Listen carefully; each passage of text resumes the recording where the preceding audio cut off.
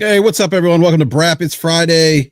It's Valentine's Day. Happy Valentine's Day to everyone. Oh, let me bring Falky in here. Got Falky with me. Falky from Down Under. Falky, we made it to Saturday. Planet Earth did, at least. How is Saturday looking? It's actually we've got a few rainstorms rolling over where I am today. It's a bit windy, a bit cool, but yeah. Other than that, it's looking like pretty decent. Pretty decent day to stay inside and do some gaming, do some reading, get some chores done.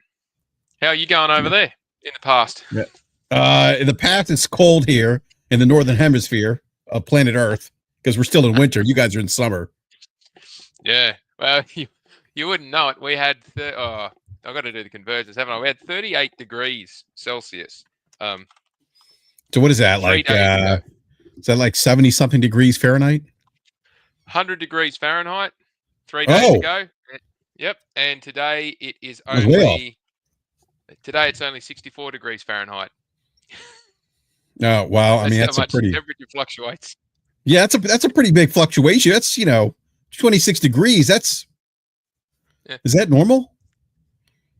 For where I live, it is at this time of year. We'll have a really warm spell, and then we'll get I would say the Arctic blast, as they call it, comes off Antarctica, hits the Great Australian Bight around Adelaide, then swings across the bottom of Victoria, and we'll have stinking hot day 1 minute and then a freezing cold the next. So,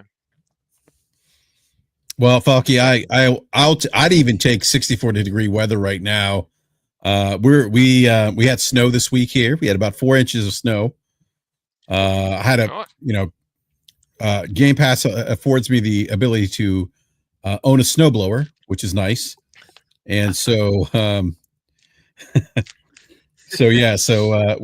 calling potentially. Yeah, go ahead. So the most important thing is the truck okay? Is the truck okay? Well, I'm going to pick up the truck tomorrow, as a matter of fact. I was getting some work done on it.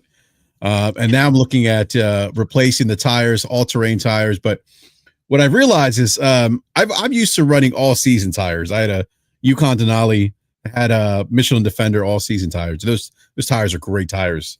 It's like driving on a mattress. That's the only way I can describe it. So imagine having basically a full-size SUV that sits like on a half-ton truck chassis and like feeling like you're driving like a mid-size sedan. This is a 3/4 ton truck. You're never gonna feel that. The suspension isn't designed for that at all. It's a heavy duty truck. So I've been looking at all-terrain tires, and I found that all-terrains don't necessarily perform as well in wet, rainy roads as all-season do. But they look great though. Like that rugged look on a truck looks great. So so that's going to be my next, probably my next big purchase for the truck is a new set of tires. Probably go with some all-terrains just because the look of the tire looks nice, but nice aggressive look, especially before. Well, I don't know. I'll buy tires made here in the U.S., so I'll make sure nothing's imported because tariffs, Falky, tariffs are a thing. They're fun, aren't they? I have a prediction about tariffs here in the U.S. Yeah. Here's my prediction. Well, we're gonna see lots of GDP growth in 2025 in the U.S. It's going to be more front-loaded because Americans are going to go out and buy, and not just Americans, the companies in general are going to go out and buy things in bulk before those prices come up. Yeah, that's my prediction. Yeah. It's I don't think that's a bad prediction to have. I sit here and chuckle because it's like you say, it's front-loading a boost in domestic GDP, which will have an impact on inflation. In a way, I won't say which way, but it has impact on an inflation in a way. But the fun thing about that is where you get the trade-off of reduced income taxes, so people have got more money to spend. The net impact for the individual is, hey, we've got more money to spend, but everything's more expensive. So in the end result, our like the theory is that the back end position is no different. You get. Yeah, and it makes the politician look good because he's saying, hey, I'm going to give you more money because prices are up. I'm going to give you a tax break so you got more money to spend, even though the prices will still continue to push up. So the government still gets their money the individual feels better because they see less taxes going out, and that's a as it's a fugazi. It's not real. It's just a good feeling. I mean, And that's exactly what's going to happen. They're proposing lowering taxes, right? Yeah. Oh, I got more money in my pocket. No. Well, the theory in the trade-off is prices are higher because of like they use the tariff to get what they want with other countries or sovereignties paying for it, which is kind of working, but not working really well yet.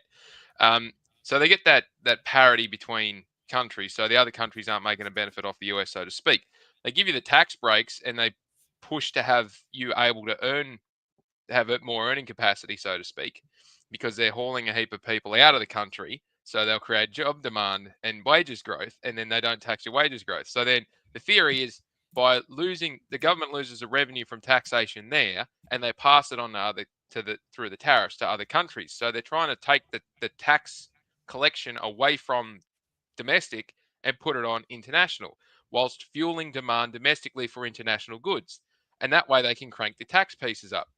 What won't work in this instance is if the people have got more money domestically, don't buy those goods, and they transition to buy something else, or they spend their money elsewhere, and it doesn't translate through the tariff. So that's where it'll go out of balance. So, like for example, people start buying houses, people start buying domestically built goods, cars, furniture, that sort of stuff, which has got no tariffs on it, and it's not going to help with the tax collection growth. Hence the reason why he's having this massive reduction in government spending, because he's trying to balance everything out in one fell swoop. I'm not convinced that it's doing everything at once will work, but from an outside looking in perspective, geez, it's fun stuff to watch. I mean, it's interesting. It's like on one hand, it's like, okay, we're gonna increase tariffs, right? We're gonna lower the tax rate, which means we're bringing in less money, but we have this ballooning federal deficit, so we need to address that. So, we'll just lay people off. We talk about on this show, quickest way to, little adrenaline shot to the bottom line is to get rid of people. I mean, I hate saying that, but it is interesting. Like it's a complete change of tact, and it's being done quite aggressively and quite quickly. Now, there will be people who suffer from this. Everyone suffers from this, rightly or wrongly. Not for me to judge, but the amount of levers. Sorry, I think middle class, lower middle class are going to feel the pitch. I mean, like, and there's some potential. I mean, our economist has basically said, like, yeah, I mean, this is not going to help inflation. This is not going to encourage the Fed to lower interest rates, which you talked about buying homes. I mean, a lot of people are priced out right now here in the U.S. in terms of buying homes. Unless you're someone like me who has a lot of equity in their house, I could take the equity in my home and put a significant down payment on a new house, more than 20%. That's going to offset that higher interest rate a little bit, right? Yeah, but then you're not leveraged. Yeah, go ahead, Faki.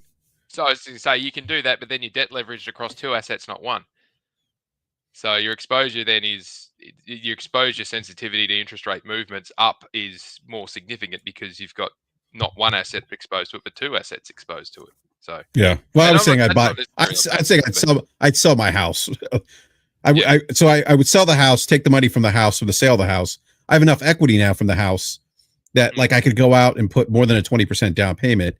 Yeah. So my point is people in my position, not new home buyers who don't have equity in real estate that they can apply to a purchase of another home. They're kind of like on the outside looking in. Where when the interest rates were lower, money was so cheap to borrow. People are like, okay, I can afford that now. I can afford that, that 5%, mortgage, 3% mortgage. My mortgage rate was like 2.8%. Yeah, ridiculously cheap to borrow money. The intention from what I'm seeing is it's not around because he knows the Fed's not going to drop interest rates in a hurry. There's no way the US Federal Reserve is going to drop them in a hurry if you've got your unemployment rate going up and you've got domestic spending capacity GDP goes up. That's why I said it's not going to work on inflation in the way that he wants it to. So if you've got the lower income taxes, people got more money to spend domestically, and the GDP goes up, in internal expenditure for consumers goes up, and your unemployment rate starts to drop, starts to crank up. No, drop, because you got more jobs than people to fill them. That's inflationary up pressure. That's not inflationary down pressure. And how that may translate to home ownership is it'll do what happened in 2008. All these people with all these houses that are now suddenly empty and no one's paying rent on them, the homeowner can't afford to pay the rent themselves because they've got high interest rates. So what they do, drop them on the market to get rid of them, or they foreclose on them. And suddenly you'll have a heap of cheap houses available again. And if you shake the housing market in any Western country, the first thing that the Federal Reserve will then have to do is drop interest rates, because they can't afford to have massive foreclosures. So he's basically going to not nicely force if he does what it looks like he's lining up to do, he's going to force the Federal Reserve to drop interest rates, and it won't be because of inflation. It'll be because he'll collapse the housing market again. That's not a really smart way to deal with inflation. However, it's more of a byproduct of what the outlay is. Now, is there a way to shield against that? Not. The only real way to shield against that is to reduce spending overall, and not just government spending, but all spending. So maybe pulling the handbrake on is the only answer he's got, but he's pulling more levers than he's got arms to keep up with it. So, but the resilience of the individual, of the collective individuals within the American middle class, the resilience will weather the storm. But how many times do you want to beat up on the middle class of any Western country to pull an economy through something? Yeah, and I don't know. I don't know how much resilience is left because of the pressures of inflation as it is today. I mean, grocery prices are never going to come down, right? That's I had this argument with people where they're like, oh, he's going to bring grocery prices. No, that's not happening. It's not how inflation works, right? What you hope, it goes like this. What you hope for is this. Yeah. There's some instances, some goods where it goes like that. But in terms of like you want it to flatten out, and that's what's going to happen. Yeah. Well, the only way to fix the grocery market pricing is you got two things need to happen. One, you need an excess of supply, and you need the middlemen or the middle companies that are making all the money to basically not be there. So, and I encourage this to everyone. If you've got a local butcher who direct sources from the farm, or you've got a greengrocer that direct sources from the farm or through the farmer's market, go and shop there. Get all of your eating stuff, learn how to cook if you need to, but go and shop there, because yes, it might seem like it's a bit more expensive, but you're not paying a supermarket giant chain or a transport giant chain or someone like that who's absolutely gouging their workers and paying their bosses ridiculous salaries right at the top. They're not getting anything out of that. You're giving your money to the person who grew the food and the person who turned it from whatever raw state was into what you're about to consume. And coming from a farming background myself, I cannot encourage you more than go do farm shops direct from the farmer, or go to your direct greengrocer or your butcher or something like that. That makes a massive difference to forcing changes in the supply chain. If the farmers have got the option to say no to the supermarkets won't have any choice but to drop, because they'll need to sell or they'll need to source. So they'll pay the farmer more, and they'll have to squeeze their margins because the customers aren't buying there. So the transport is the big issue, but it's a bit of a joke to say that fuel prices are skyrocketing, therefore the transport costs are skyrocketing. Well, no, it's because you pump it through 3 different manufacturing plants and a warehouse and a distribution center, and you got to pay all of that shit before you get it out to the supermarket. It's a joke. Just truck from the farm to the distribution center and then put it in the supermarket, and that's all they need to do. They don't need to take it halfway around the bloody country before they get it somewhere. But anyway, I'll get off my soapbox because I could go on forever about that shit. But yeah, the margins that they have on some of that stuff, like was a couple of years ago, I was looking at potatoes for McDonald's fries, right? They're very specific about what potatoes are used and how they're grown and the condition they need to be in, etc., etc. And they pay the farmers down here in Australia, in Tasmania, about 30 US cent. It works out to be about 30 US cents a ton $30 US a ton for the potatoes, and they sell them for about $5,000 US a ton. The markup that they make by just chopping them up, running them through a fryer, and then selling them to the consumer is insane. It's like 600 or 700% by the time they land in store after they've been manufactured. Now, the farmers cracked the shits and said, we want more, otherwise we're going to sell them somewhere else. McDonald's called their bluff. The farmers went, right, tear the contracts up. We don't care. We just won't grow them. Our crops are going to fail. And all of a sudden, McDonald's is cooked, like, pardon the pun, but they're absolutely cooked because they can't get the potatoes from anywhere else. They've got to be a very specific type, and they only licensed half a dozen growers in Tasmania to grow them for the whole friggin' country. So they capitulated and went, all right, well, we'll come back $35 a ton. And they got told to bugger off, and they continuously got told to bugger off until they got it up to $100 a ton. And then the farmer said, okay, that's fine. Now let's talk about transport subsidies. Because the farmer was getting $30 a ton and having to pay the freight. Jeez. So these companies, when they say, oh, we're doing it for the consumer, we're doing it for the consumer, every time they crank the price up, they pump it up back. It's either coming out to the consumer who's paying for it, or they're pumping it back up the chain, offload it themselves. And it's these middle companies that really need to go. There's no need for them in most instances. But grocery prices are never going to go down while you've got that kind of fuckery going on in the supply chain. And it's the same across all goods. There's always someone in there. Every time you put another contact point in, it's 30 to 50% dearer as a minimum. So, but anyway, inflation, wage growth and costs of goods and billable materials and raw materials going up, all that does is make that margin get bigger and bigger and bigger. So I strongly encourage anybody who's listening, doesn't matter what country you're in, go and find a local butcher and find out where he gets his meat from. If it's locally in the area that you live, excellent. Go to a greengrocer, do the same thing. Yeah, I've got a butcher right down the street from me. Gets all his meat from local farms. Tad bit more expensive, but better quality. Yep, and better quality. Look, it'll be better quality, and he's paying the farmer's not getting ripped off. He's paying the farmer direct, and you're paying him, and he's making a livable wage and able to pay his employees a decent amount as well. I just about guarantee it. And he'd be a nice guy if you ever asked him for anything. You can't ask a supermarket if you buy in bulk like a hind quarter, ask them to chop it up for you. The supermarket won't do it. You go to your local butcher and you say, hey, I want to get a full rump cap. Can you, or a brisket side, can you trim it up for me? I want to smoke it. Yeah, sure, no worries, no extra charge. Just about guarantee it. They will look after you because they value you as a customer, and that's something that's unique in this day and age. Capitalism. Anyhow. Well, it's kind of like the better of two evils, isn't it? Because the other alternative takes all the choice away from you. Yeah, exactly. Yeah, lesser of two evils, maybe. If anyhow, potatoes, they will eat potatoes. Jesus. Yeah, exactly. Speaking of potatoes, and by the way, big shout out to everyone in the live chat. Thanks for tolerating our conversation around economics and supply chain and inflation and all that other stuff.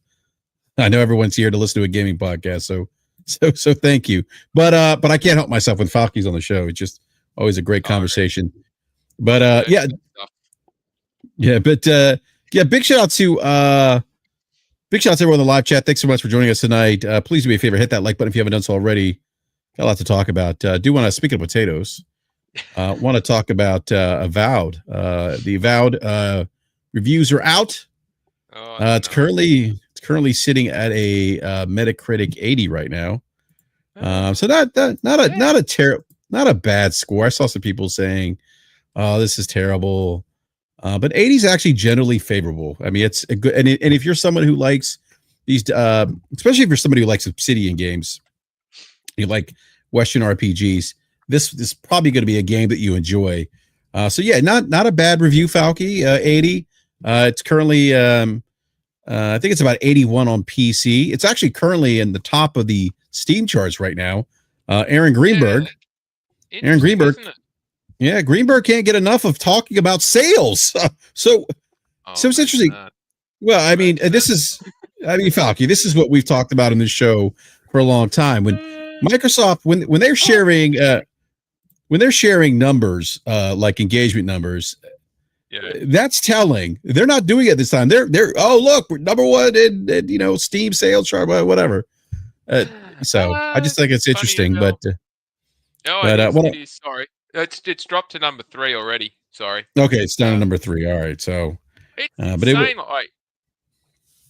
I'm going to have a few pointed words to say about them spruiking this, because if the review at 80 Metacritic is 80 is the new 90, as they say, and high 90s is almost unattainable unless you tick certain boxes for those that are doing the reviews.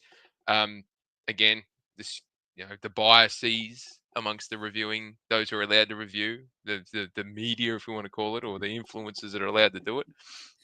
But if I've got to pay 120 Australian for Avowed, it'd want to be bloody well polished up and looking nice.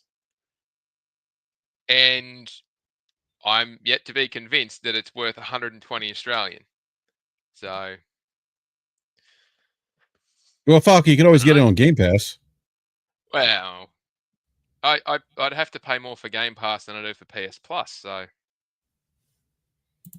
yeah. Anyway, all right. Want to welcome Game Logic to the show. What's up, Logic? What's up, fellas? Good evening. Hey, man. Good evening, sir. Okay. All right. How are you guys? Hey, good. No energy drink today, Logic. That is incorrect. It is sitting right over there to my right. Ah, okay. Rockstar? Damn it. No, your favorite. I'm actually down to my last 2. So these will be the last. These will be the last 2 that I drink. Oh, those are great energy drinks, by the way. Those are those are probably my favorites. We need to get a sponsorship by them. You're gunning for a heart attack, are you? Drinking that stuff? That's what I'm saying. I'm down to my last 2 that I will ever drink. Yeah, I can't talk. The amount of coffee I drink, the doctor has said to me a couple of times, and you need to wind back on that coffee. You're going to end up a nervous wreck. I'm like, hello. No, I mean that's what counting the beans will do to you. Make you a nervous wreck. No, Satya, I don't want to leave already. It's just been a rough week at work. I'm late because I was mentally processing through a lot of design and architecture things I got to deal with and figure out with my team. Yeah, well, I had to push back on a manager today and tell him that I couldn't meet at 12 o'clock because I had lunch. Lunch at work? What the hell is that weird? I mean, it's funny. I don't even take lunches, and if I eat lunch, it's like in front of my computer while I'm working. I don't step away. It's just a foreign concept to me. I don't know what people think we do at the top end of management in the companies that we work for, in any company, but I can guarantee you, we don't get the paid lunch breaks or the paid smoke breaks or the overtime when it cranks in after 4 o'clock in the afternoon or on a weekend. We don't get any of that shit. They just give us a flat rate for the whole year and say, get after it. Yeah, figure it out. Yeah. Yep. I mean, the company I do work for does encourage work-life balance as much as possible. But I mean, when they say work life, they mean they want you to work your whole life. Exactly. Yeah. Anyhow, I apologize. I don't mean to make light of the circumstances. I will echo the similar words as what Logic just said. For me as well, has been a very long week, very stressful dealing with conceptual items and trying to sort other things out. So I empathize and understand the toll that it takes on us when we're responsible for not just delivering on workload, but the other people within the teams that we're, personally and professionally responsible for making sure that they're okay as well. So sad to hear you've had a tough week, mate, but yeah.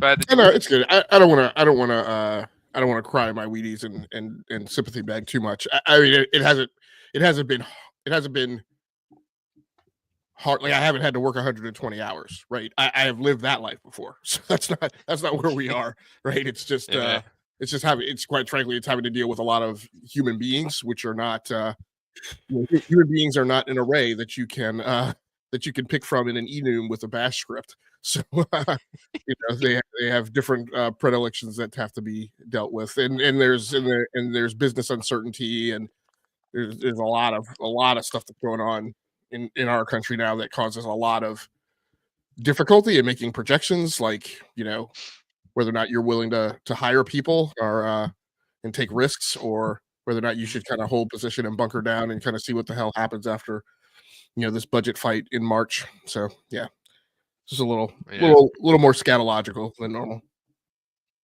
Because people don't like making life easy for us, do they? All right, sorry. We should talk about gaming. You've tried twice to get us on the game. Yeah, we've gone down. Yeah, something else. So yeah. Sorry, I'm just going to take a moment. So for those that might not understand, for many of us, this is our catharsis of a week. At the end of the week, to sort of download that we've had a good or a bad one. So thank you for bearing with us while we have our man shed talk. All right, I'm going to go to the Avowed reviews here. Currently sitting at 80 on a Metacritic. I can't even talk. VG247 gave the game 100. Said that that's what Avowed is: strong storytelling, great combat, lovely visuals, and utterly charming. It's not going to light everyone's hair on fire, but that's fine, because I know for a certain subset of people, you're fine people of taste, if you ask me. Interesting, you said that. Avowed will enjoy cult classic status. Doesn't necessarily push the envelope, but nor does it need to. It's exactly what it needs to be. That was. So how do you give a 10 out of 10? No, I probably shouldn't, because I know who BG247 is an interesting. But how can you say it's a 10 out of 10? Oh, so they give it 5 stars.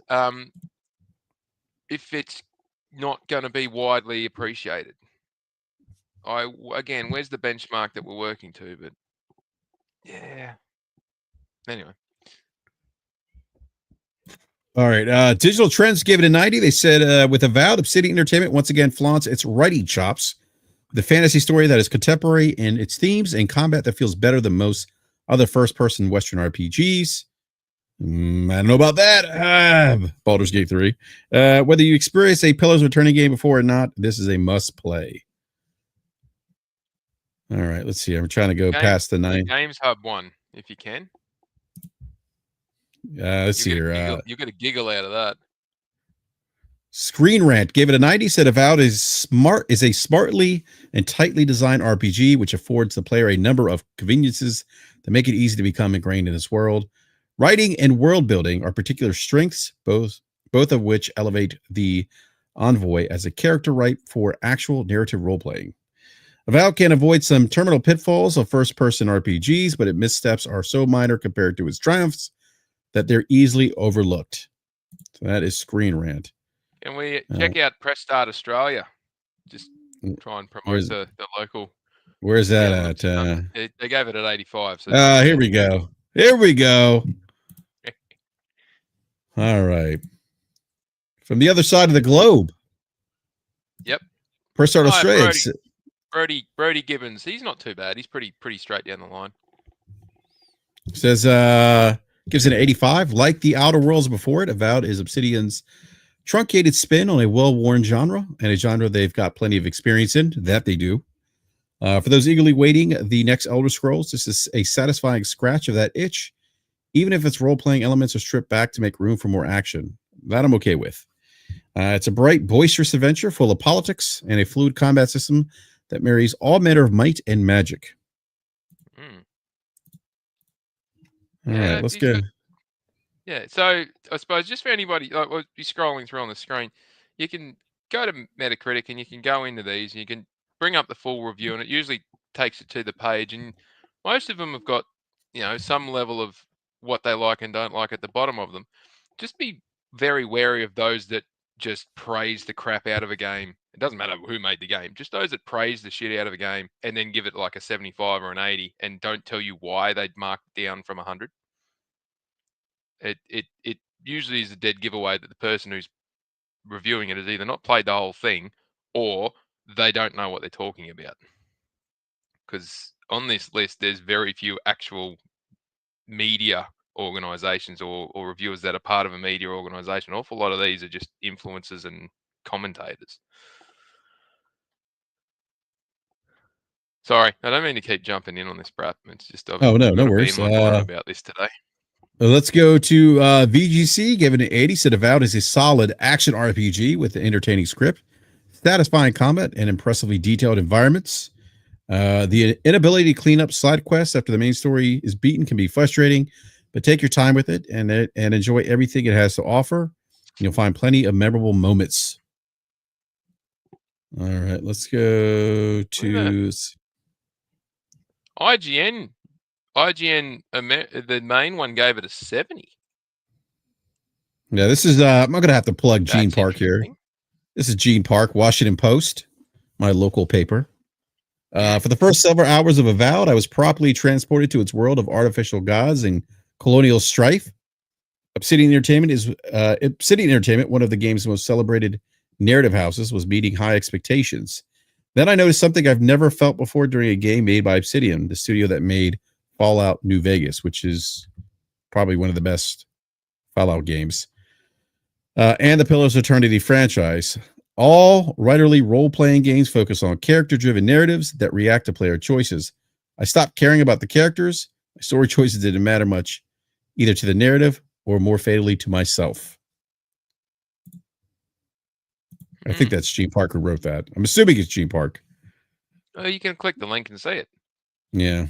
That's going to take me to Washington. I'll check it for you. No, you're right. I'll check it. I don't mind giving the Washington Post a view. I mean, all right. Bezos needs the money, doesn't he? Yeah. IGN gave it a 70. Said, with awesome world building and stellar character writing, Avowed reminds me why I fell in love with Obsidian RPGs in the first place. However, the bigger picture is that it plays it quite safe. With a by-the-numbers fantasy adventure that's more familiar than evolutionary, and there's barely an enemy variety to keep its swords and sorcery battles interesting for long. Even if it doesn't swing for the fences or leave a memorable mark on the genre, though it is still perfectly competent with all the tried and true stuff I expect, including chaotic combat, leveling systems, and a loot progression that lets you build the kind of character you want to play, and meaningful decisions that can have a massive impact on the world. Plus, the whole thing's surprisingly technically stable compared to its reliably unreliable peers. I enjoyed my time parkouring my way through, Iara, and think you will too. Just don't expect Avowed to show you anything you haven't seen before. Mm-hmm. So that was Gene Park. I was able to circumvent the pay for my reviews with the Washington Post. All right. The Guardian gave it a 60. They said Avowed started out as Obsidian's answer to Bethesda's Elder Scrolls series. And it did remind me a lot of Oblivion and Skyrim in the exciting moments where I stumbled across something unexpected in the wilds, but it also shared those games' tendency towards repetition and the weightless feel of their fighting. The clubbing. Remember the clubbing? The Elder Scrolls games? That clubbing motion? My first 15 hours or so in the lands between felt rich with potential, but I got fed up. With it long before the end. Similar coming through when you do the PC reviews as well. Most of the big publications are in the 80s, around 80, 85. So oh my gosh, T-Rock. Oh my goodness. All right. T-Rock, yeah. I'll tell you the same thing I tell everyone else. Stop listening to those idiots. It will rot your brain. Yeah. I don't, I'm kind of, I don't know if this is a game. I don't know. I'm on the fence if I want to play it or not. Logic, you kind of got me back into COD a little bit. we're now, it goes back to, I think what we talked about last week where, there's times where I just want to pick up a game and play, right? And I have to think about paying attention. I mean, you obviously have to pay attention in COD, but I don't want to have to worry about world building and developing a character and doing fetch quests. Those are things I don't really care to do at times. And so at certain points, while I'm gaming, there's just certain things I don't want to play, because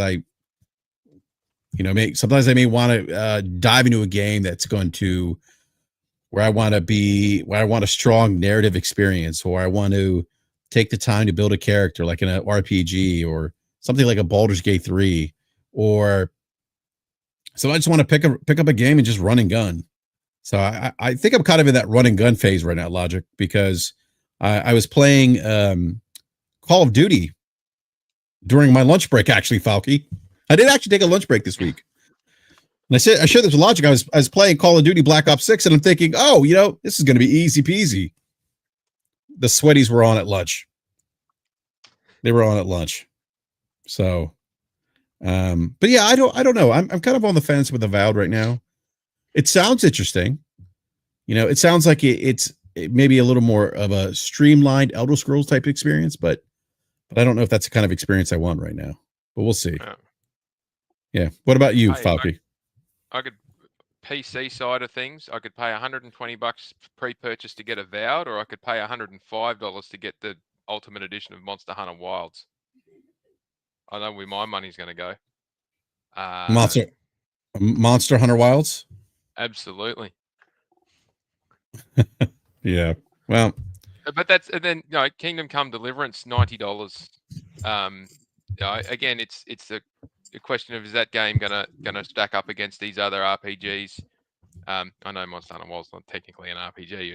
It's got its own unique thing there, but that's the reality of what they're lining up against in a few days' time. So, and that's just in the PC side of things. If it's going, is it in the base level of Game Pass? It's not, is it? I think it's tier Ultimate, isn't it?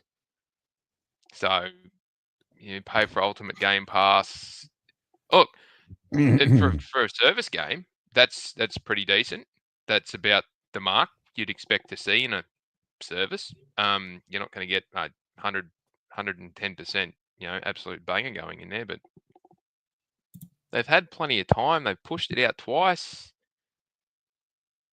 Man, if this thing pops up on PlayStation and it's got all this jank and all this other stuff smoothed out, it's going to be some questions to ask. But for those that are looking for an updated version, like seen all those reviews, they keep referencing back to Skyrim and the Outer Wilds and some of those other games.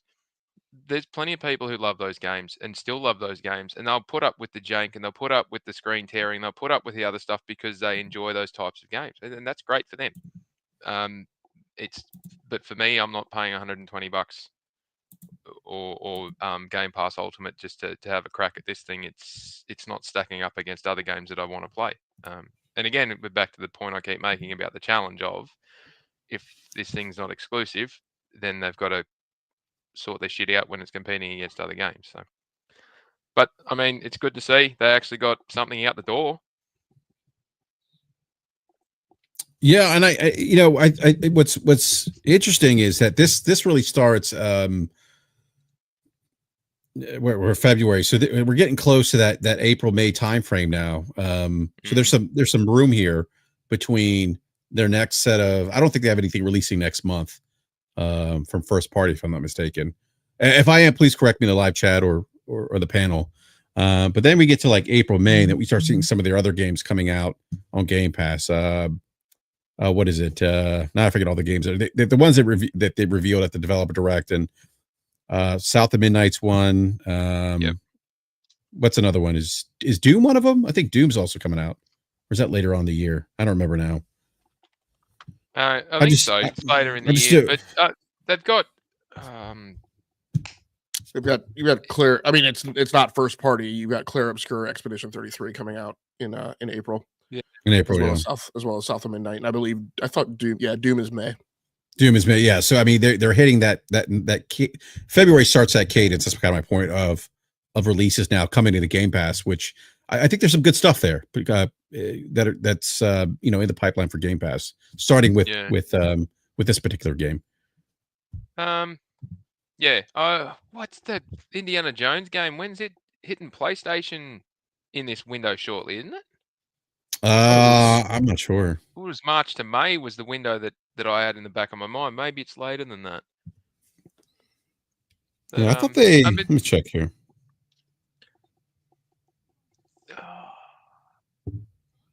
Indiana Jones. I'm trying desperately hard not to yank this conversation to the left into a business discussion. I'm trying to keep it in the gaming space, and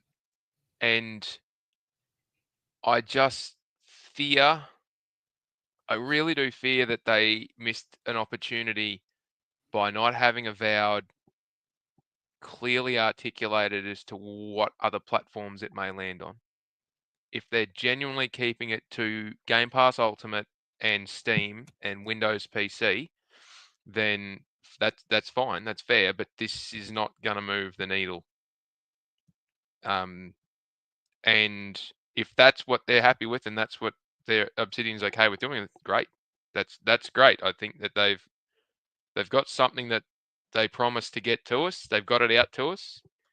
People are happy playing it, and that's what ultimately matters. But a lot of the discourse that's been going on the last couple of days about, this thing is going to be an absolute cracker. This thing is going to be the next Skyrim. Like, come on, just turn it down from 15 to about 7, guys. Like, it sounds like it's solid from what the reviewers have played, and what we've seen is a bit there or thereabouts. Unfortunately, it looks about the standard of what Xbox has been doing recently, probably to the top end of the standards that they've had.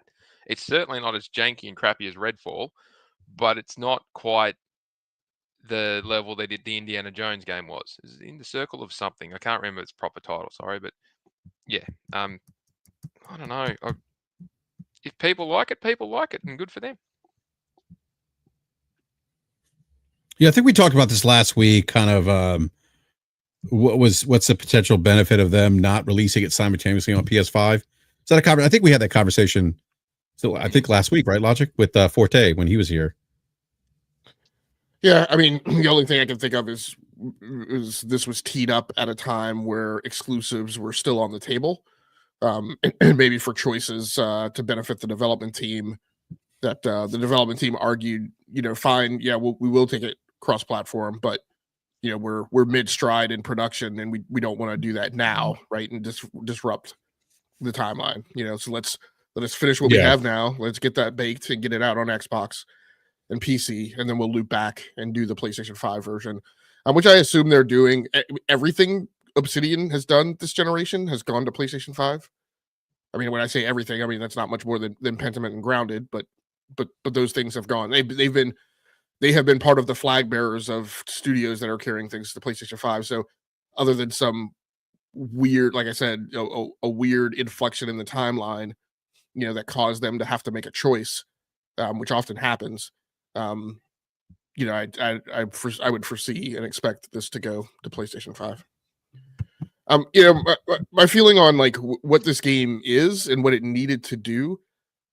I think I mentioned this on the show a couple weeks ago. And regardless of like Xbox fanatic extremist claims, I said the same thing for Hellblade 2. This game was not meant to. This was not meant to encourage people to jump into Game Pass. It was not meant to, carry the flag to win a bunch of awards. It was not meant to be a reason to. It was not a system seller to cause people to go out and buy an Xbox. It is part of the consistent, reliable subscription service output stream, part of the production portfolio of things that they have to do and that they have to put out, so that people who have already bought the box, right, continue to have some level of consumer satisfaction. Obsidian is a studio whose games are typically regarded in higher light in the rearview mirror. When they initially come out, they are not always thought to be barn burner bangers. But in retrospect, right, like the person said in one of the reviews, those things become cult classics. So yeah. Again, I don't disagree with that. Yeah. I think based on the way that this thing has stuck the landing, that it's done exactly what you would expect an Obsidian game to do. So review scores and other things notwithstanding, I will still contend Obsidian was the best acquisition that Xbox made, over the last 7 years of acquisitions, and is the consistent, right, steady steed in its stable that puts out games on a regular schedule. They've had a pretty impressive frequency of output, so I think they're doing fine. I think this game will do what it needs to do. Yeah, I mean, I think to your point, Logic, they have been that steady Eddie. And if you look at the reviews like Metacritic, just use Metacritic as an example. Their aggregate scores over the releases, Outer Worlds, Pentiment, Avowed, and Outer Worlds 2 is coming out this year as well. They have been steady. I mean, they've kind of maintained in terms of quality, if you will, and critical reception. They kind of been in that, that I guess that I don't want to say that Obsidian range, but they've been consistent. And more consistent, I think, than other studios that Xbox has. What do you call a fullback that gets you 3 to 4 yards every down? A baller. Consistent, right. Yeah. That's a fullback that's getting you a first down. Right? I mean, you move the chain. I mean, exactly. Yeah. No, I don't disagree. I was going to say, we're going to divert this into a sports conversation about how rubbish certain person was at blocking in the Super Bowl, or are we not touching that subject? It looked like Travis Kelce just packed his shit up and went home early. He took his ball and went home. He's got over $100 million in lifetime earnings. He's got everything he needs, and he's got the girl. What's the point in continuing? What's he got more left to prove? Championship and the rest of it. He's got 3 rings on his hand. I mean, that's more than like 90% of NFL players ever get. Even but yeah, I mean, again, go ahead, Logic. I'm sorry. I mean, this is my last sport. I mean, the thing for him is, what is he playing for now? Is does he get into the Hall of Fame the first year that his class is eligible? Yeah, which he probably will. Yeah, but I'm not sure. Just kind of in the vibe that I'm in right now. If I'll play this game anytime soon. But BRAP, I guess I'm gonna play the role of spoiler tonight. I don't know that is a metronome temperature setting statement. Your I won't say fickleness, maybe your particularism for what you're willing to get down out of your seat to go play is fairly high. And so it's not a surprise that Avowed wouldn't necessarily be on your radar. So that's your way of saying that if this was a 90 or 100, I'd probably come down from my seat and play it. No, I won't necessarily put you in that box. But I'm saying I only play bangers. You look like, I think like you have your things, right? And you have your things that you're going to go play regardless of what the review score is. Right? Yeah. But then you have your things that you're not going to go play unless they have that review score, right? Unless you're hearing the buzz that like there's some bombastic, like out of this world must play kind of thing. And I think Avowed is the type of thing that's in that lane for you. Yeah. It's in particular with RPGs, especially Western RPGs, I was a bit spoiled by Baldur's Gate 3. And I'm still like, a year later, I'm still like, if I play a Western RPG, my mind automatically goes to Baldur's Gate 3. And right or wrong, that's just where my mind goes. I mean, I put in 400 and God knows how many hours on 2 platforms playing Baldur's Gate 3 because it was such an amazing experience. Yeah. So if again, we're back to indies and AA size studios, bringing the heat, so to speak, to the whole to their genres and the whole market, where something like Baldur's Gate 3 pops up and it absolutely spanks everyone because it's just, we didn't see this coming. It's such a surprise. It's such a refreshing circumstance. Anyone who played Divinity Original Sin 2 or Divinity 2 Original Sin, whatever it was called, that was a game that Larian made before Baldur's Gate 3, and that thing did not get anywhere near the accolades it should have. But if that was the groundwork for it, people shouldn't be surprised when an indie studio that is focused and driven and it has those tight constraints around it produces an absolute banger, and then studios that just get whatever they ask for and don't have that disciplinary approach, they get close but not quite. And then when you're asking people to pay that kind of money for it, I don't know. Yeah. So Bender String says in the chat, I feel like when a studio like Obsidian is suddenly backed by $1 trillion publisher, They need to leave the quaintness of their past titles behind and graduate to make AAA goaties.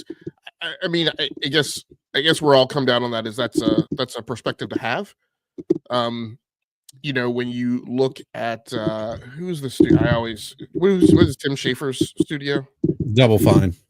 When you look at Double Fine, that's absolutely not what Double Fine's going to do, right? They're not going to take that the $1 trillion backing and start making like games that are just not in their wheelhouse.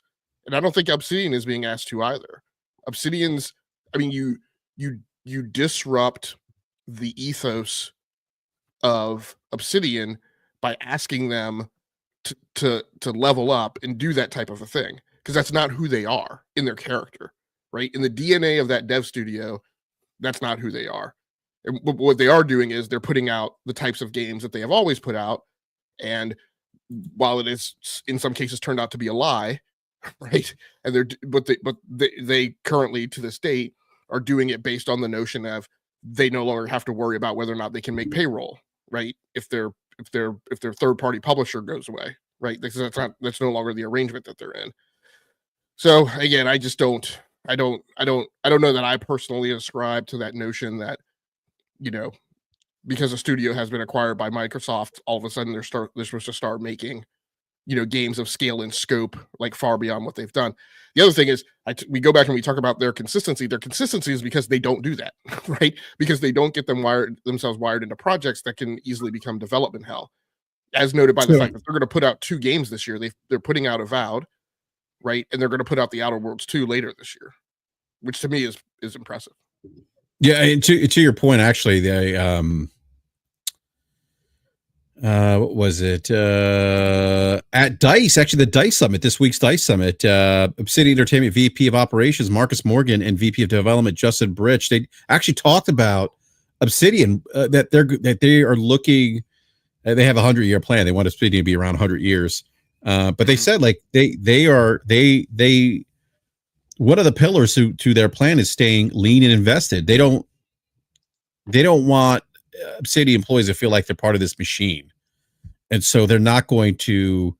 I don't know what the Bender say, like move up or graduate. I forget what he said. I mean, to me, they're not going to get out over their skis. And that's exactly what leadership is saying. Like we're not going to grow or grow by leaps and bounds or become this machine. We just don't want to do that. You know, we're going to run lean, and I think that is. I don't have an issue with that. You know, I'm not saying what Bender's saying is wrong. I mean, I think to your point, Logic, that's certainly a perspective to have, but I'm actually okay with them doing what Obsidian does and making good RPGs, great storytelling, great writing. That's kind of what that's their pedigree too, like great world building. It doesn't have to be in the form of a AAA game. I don't think they need to do that personally. If what they do is successful, like we talk about Double Fine, Tim Schafer, I mean, look at Psychonauts, great platformer.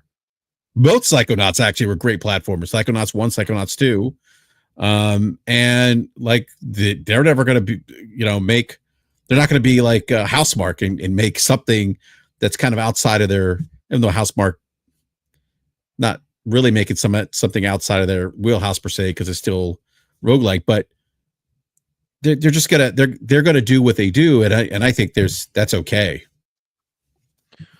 This commentary around just in the chat here, and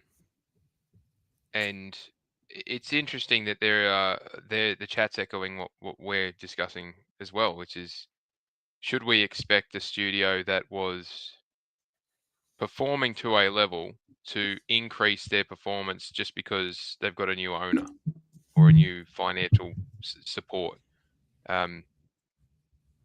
That part of that, again, we talk about nuanced conversations. You can't have that kind of conversation in saying we expect them to do better when the personnel change in leadership within the studio is not dramatic, or there's not been a complete realignment in what needs to be done. And they're bringing out 2 games, and the 2 games will be they'll hit 80.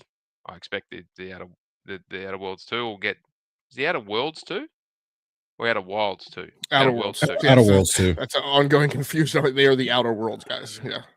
So if they pump out 2 games in 1 year and they both hit between 75 to 80 in their Metacritic overall, that's pretty decent, and there will be people who play it and people who like it, and all joy to them.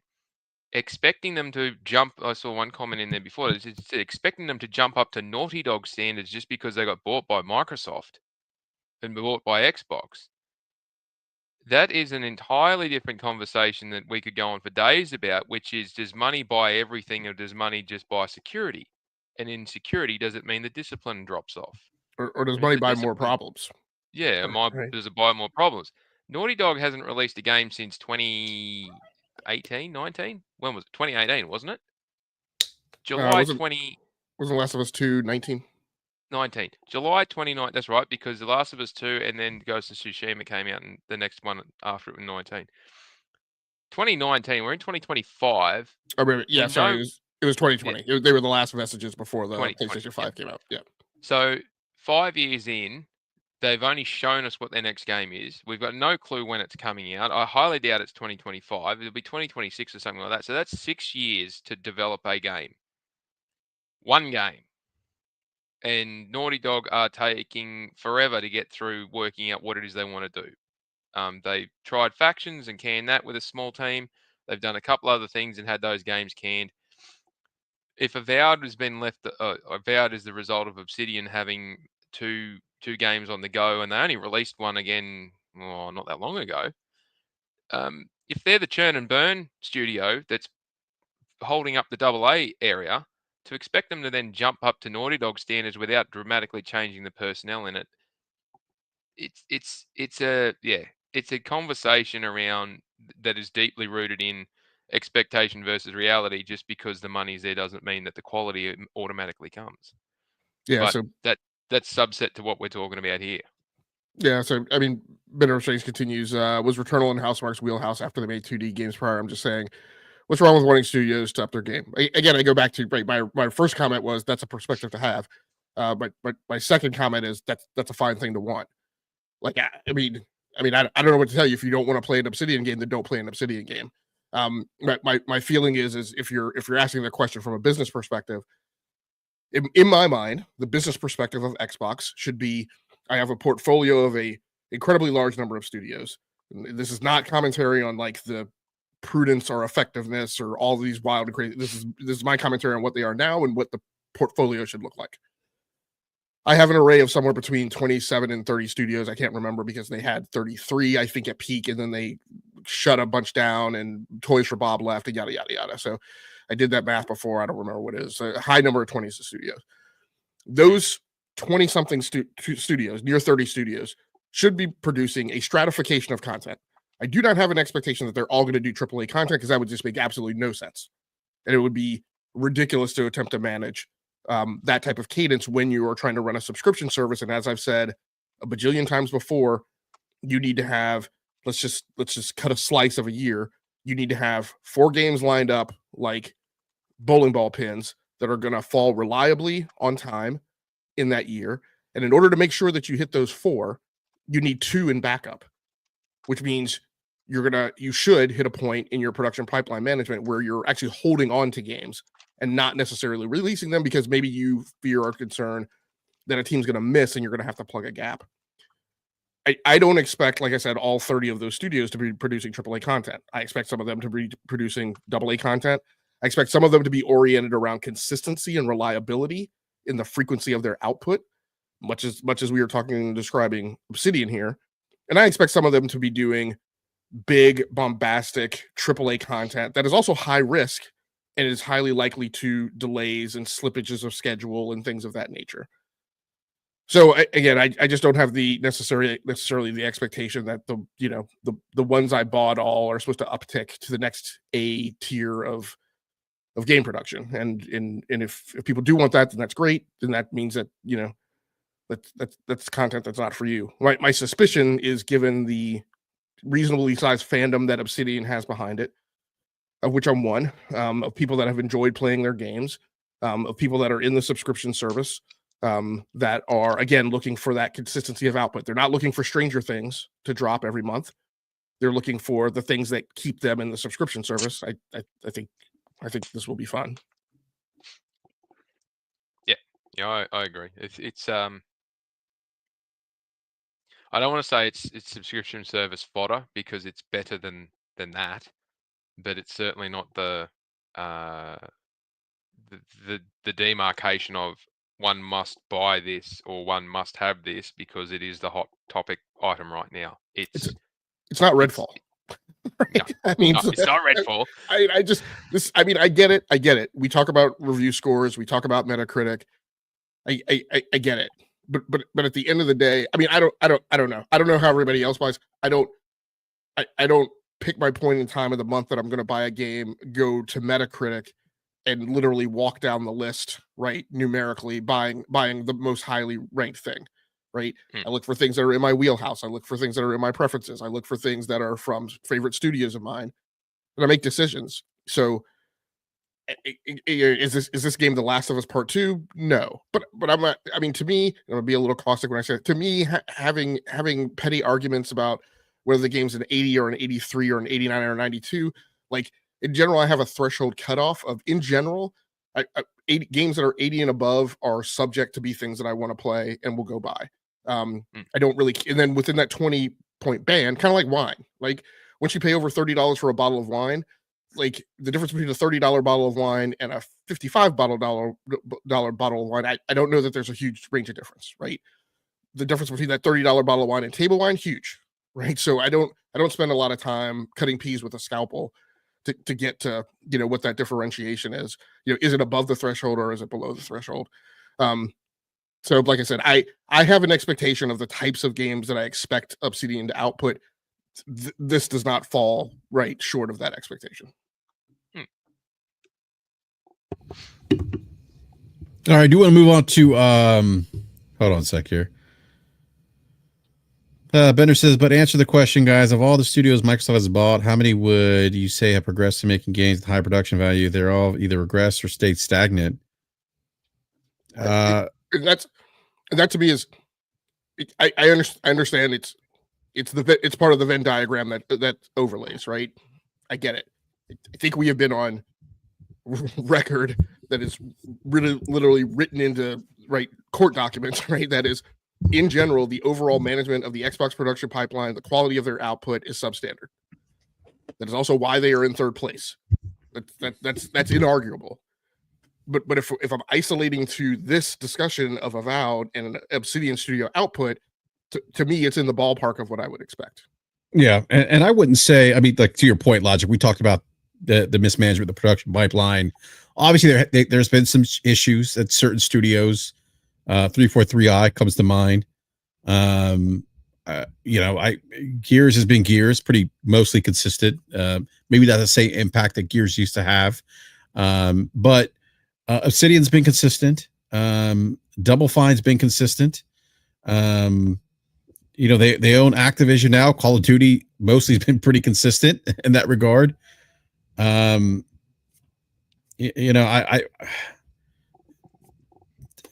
don't know. I mean, just it's.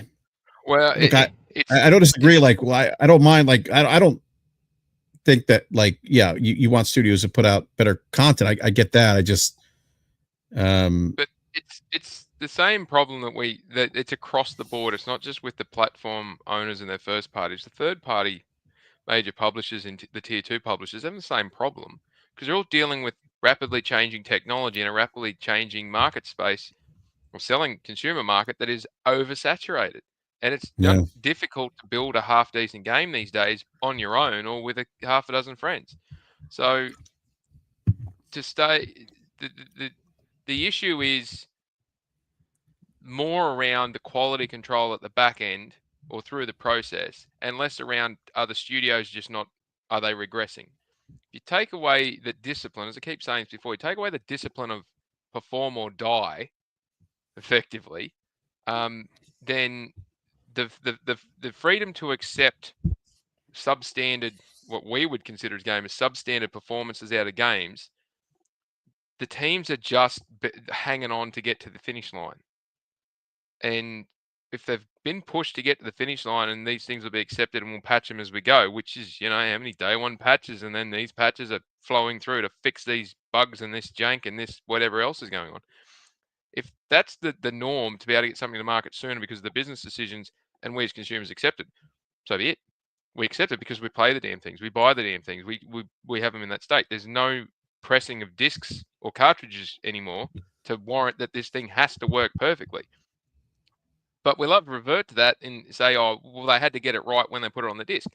How many PS1, PS2 games, or how many Xbox and Xbox 360 games, or cartridges that went into a Sega Mega Drive or a Nintendo Super Nintendo system, how many of those had bits and pieces of loading that just didn't happen? Or they'd have these quirks in certain levels where you couldn't do something, or they'd be janky as crap, or the frame rate would drop off if you overloaded what was on the screen. Those sort of things were accepted by us back then because that was just part and parcel of the technology available at the time when they were trying to push the envelope.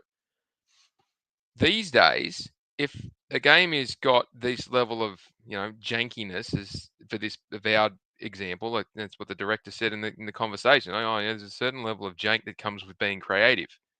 No, there's a certain level of jank that comes with rushing something. But if you're saying my creativity, it's causing this, well, there's a technological issue. But all the publishers are dealing with this issue, not just PlayStation or Xbox or Nintendo. Everyone's dealing with this, the push forward on technology and trying to do many things at once for multiple different SKUs at once. It's a bit of a you can't have your cake and eat it too in this circumstance. If you're doing something in UE5 and you've got it polished and you've got access to the polish, put the polish on it. They may very well do that after the game gets some legs on it. But if we're sitting here saying it's by the oversight or the quality input that's causing this, well, no, this is a result of a lack of quality oversight. And that may be dictated by multiple different things. There may be budget pressures, there may be financial pressures, there may be we've got to get it to market because we don't want to slip another 3 months, because otherwise then we're really up against some big hitters and the whole slate shifts. Or we've got a marketing arrangement we just can't get out of, or there's multiple different reasons as to why they have to hit these windows. And if it comes out with something in it, that's fine. But again, price it to the market, and it's obviously getting reviewed to where it should be, or where many people think it should be. But the only reason we're having this real kind of conversation is because those that hyped the shit out of this thing and unfortunately lied to people and led them to believe this was going to be the next Skyrim. Which, I mean, there was a lot of similar conversation around Hellblade last year, and it was like this. We shouldn't be having a conversation that Hellblade was going to sell Xboxes or Hellblade was going to cause people to sign up to Game Pass. I mean, I think I'll address the spirit that's behind where the chat is trying to take this later this show. But look, I mean, when we talk about the Xbox studios again, we have labeled them as having a huge production problem. We have talked several times about the overall commercial uptake of their properties. I have talked numerous times and pointed to Starfield on Steam having mixed reviews and not ever improving and getting better. I've talked about Forza Motorsport landing on Steam and having poor Steam reviews and never getting better. Numerous Xbox titles going to PC and just not being well accepted by the PC gaming community. When you talk about their studios, they have a number of studios that have remained consistent after the acquisition, in my mind. Double Fine has remained consistent. The Initiative is a joke.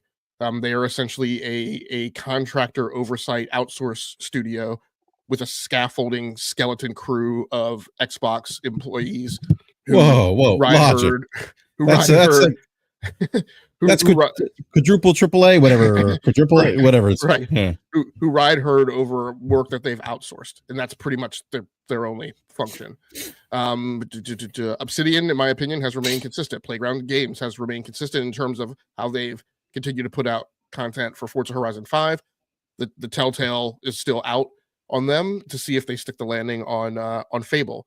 Rare, I guess, is consistent as far as Sea of Thieves goes. Machine Games, maybe it's to be argued. We're going to talk about the DICE Awards a little bit later. Maybe it's to be questioned whether or not they've leveled up given the number of awards that they got for Indiana Jones. And then id, I have the utmost confidence that Doom is going to be great when it comes out. That's a pretty small smattering of the best I can say of studios that have remained consistent out of the roughly, like I said, 27, 28, 29 studios that they still have. So no, as I said before, they are, in my opinion, not a great publisher, not putting out great, consistently highly regarded, highly reviewed content that wins tons of awards. That is not in question. And quite frankly, we shouldn't be getting asked, right, whether or not we're trying to present some other opinion. What I stated was a very isolated opinion that Obsidian's content has been consistent. It has been consistent with their historical pedigree, which goes back decades of game development. It's consistent with what they've been doing since they did Icewind Dale, consistent through Fallout. And I don't personally have a particular problem with Avowed. While I rattled off those studios that have remained consistent, plenty of them put out content that aren't in my wheelhouse and I'm not personally interested in. I haven't played Indiana Jones because I wasn't convinced to get down out of my seat to go play it. I am not a Sea of Thieves person and will never be. While I talk about how consistent Obsidian has been, they've put out Grounded in Pentiment this generation, and I have zero interest in going to play Grounded in Pentiment. So, I mean, those are the takes. You can agree with them or not agree with them. It's like it's like the triangle. Sorry, just a quick analogy. As Logic's just been saying, it sparked them. You can have it fast, you can have it reliable, or you can have it quality. You can't have all three. You got to try and get right in the middle of that triangle. And if you want it fast, you put it on the fast and reliable. Well, it's going to take a long time to do it. If you want it, if you want it fast and reliable, then it's going to be rubbish. If you want it fast and quality, then it's going to be rubbish.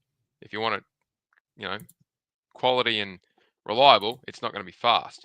And the quality and reliable piece is where PlayStation leans forward in that triangle. Wish I had a whiteboard and make this make more sense.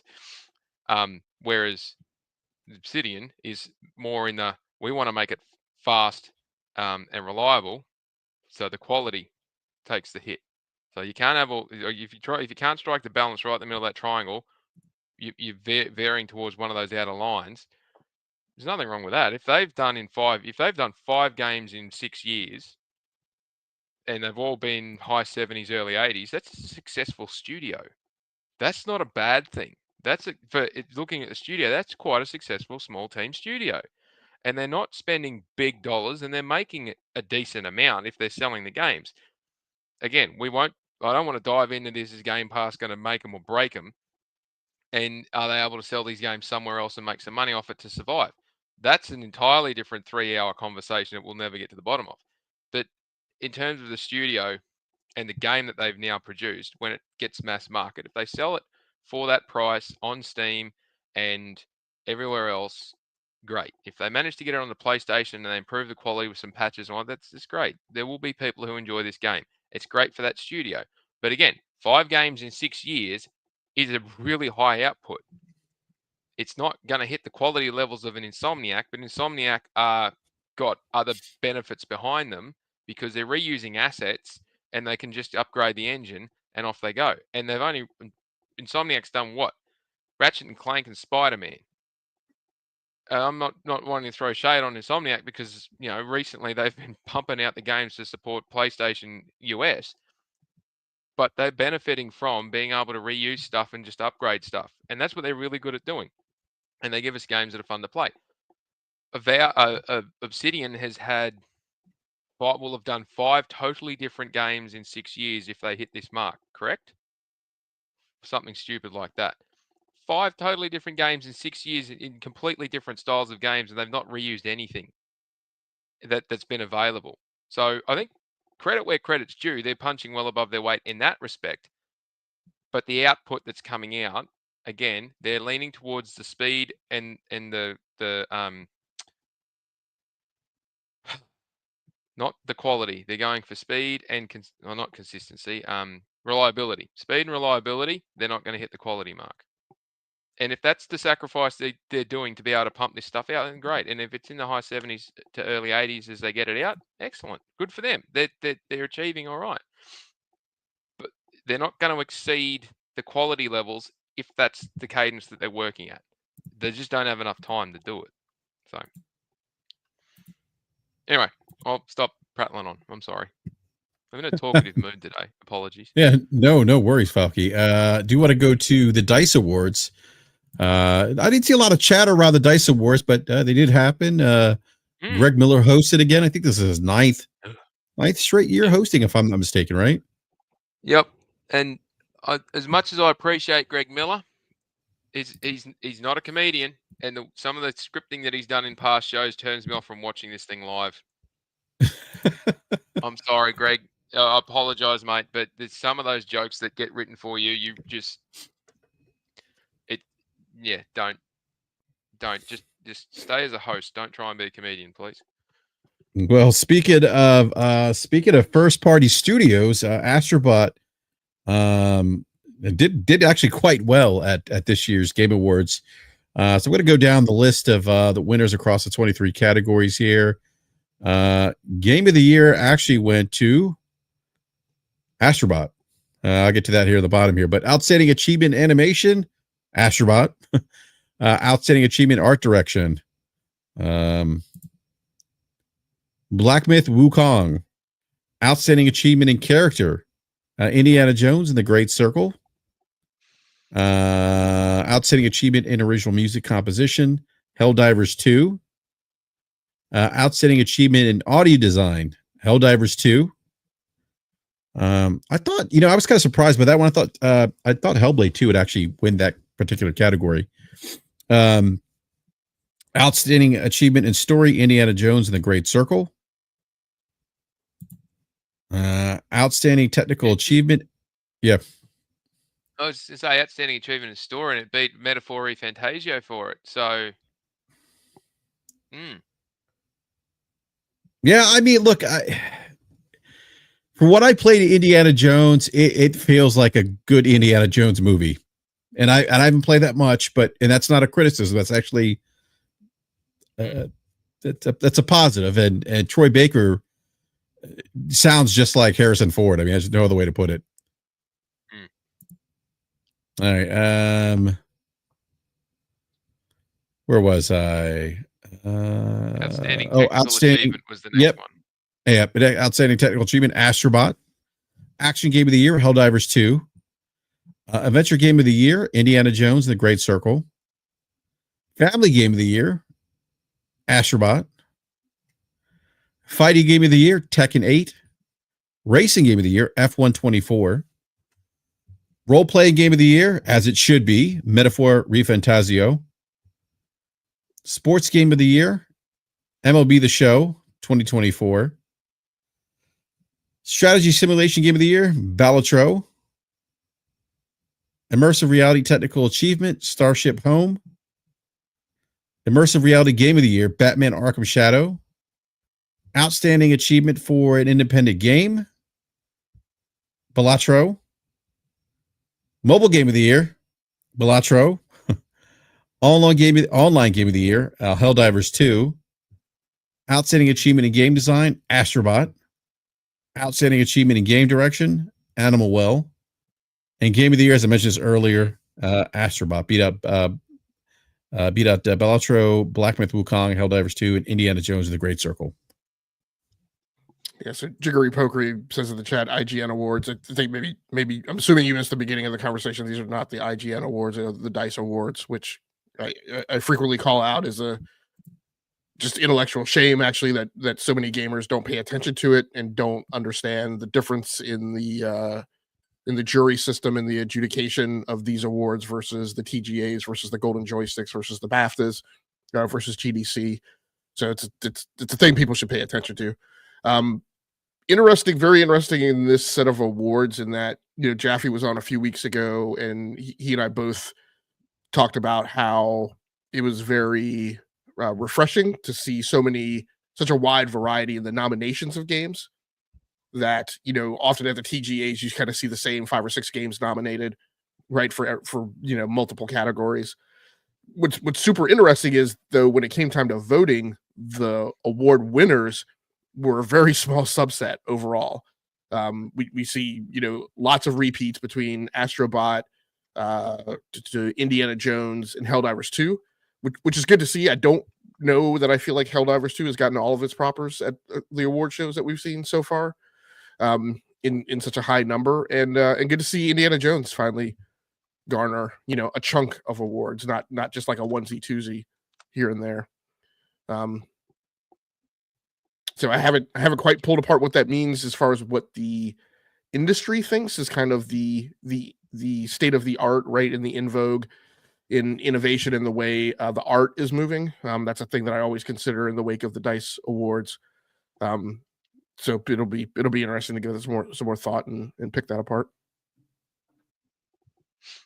Yeah, I think I want to say there's some. I'm trying to pull up the Game Award show.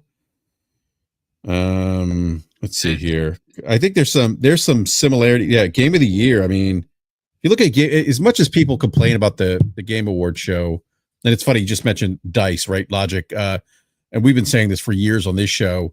People complain bellyache about the Game Award show being biased and Keeley's on the take, and yet there's other award shows, the Golden Joysticks. There's the DICE Awards, GDC, BAFTA. They don't pay attention to those award shows. I even saw a particular YouTube pundit who, Falky, you would probably say stop watching him, actually tweet out, if there was only a governing body of industry, Logic knows what I'm talking about. Yeah, and I'm like, are you shitting me? Like, you're really putting that tweet out? Like, you are a gamer, right? I'm questioning your gaming credentials here at this point. But I mean, yeah. So take the card off them. Take their gamer card off them. Bloody hell. Yeah. Interestingly enough, though, I mean, some of the like particularly for Game of the Year, there's some similarity between the Game of the Year nominees at the Game Awards show and DICE. Astrobot was there. Astrobot won both Game of the Year awards, both shows. Balatro, Black Myth Wukong was there. So there's some similarities there in terms of what the industry picked in terms of their Game of the Year, and what industry media influencers and fans voted for this year's Game Awards show. What I mentioned in the chat, my take on all award shows is that they don't matter at all. I don't agree with you. I think in particular, the reason I pay attention to the DICE Awards is because that is industry professionals that are voting on those awards. They're actually stuffed into categories where, like, hold on, I might be getting DICE mixed up with GDC. I think it's maybe GDC. One of them is one where it's industry professionals, and they're also stuffed into categories where, like, you can only vote on best audio design if you are actually in an audio domain expertise, right? As a salaried, as a not salaried employee, but as an employee and registered as a member.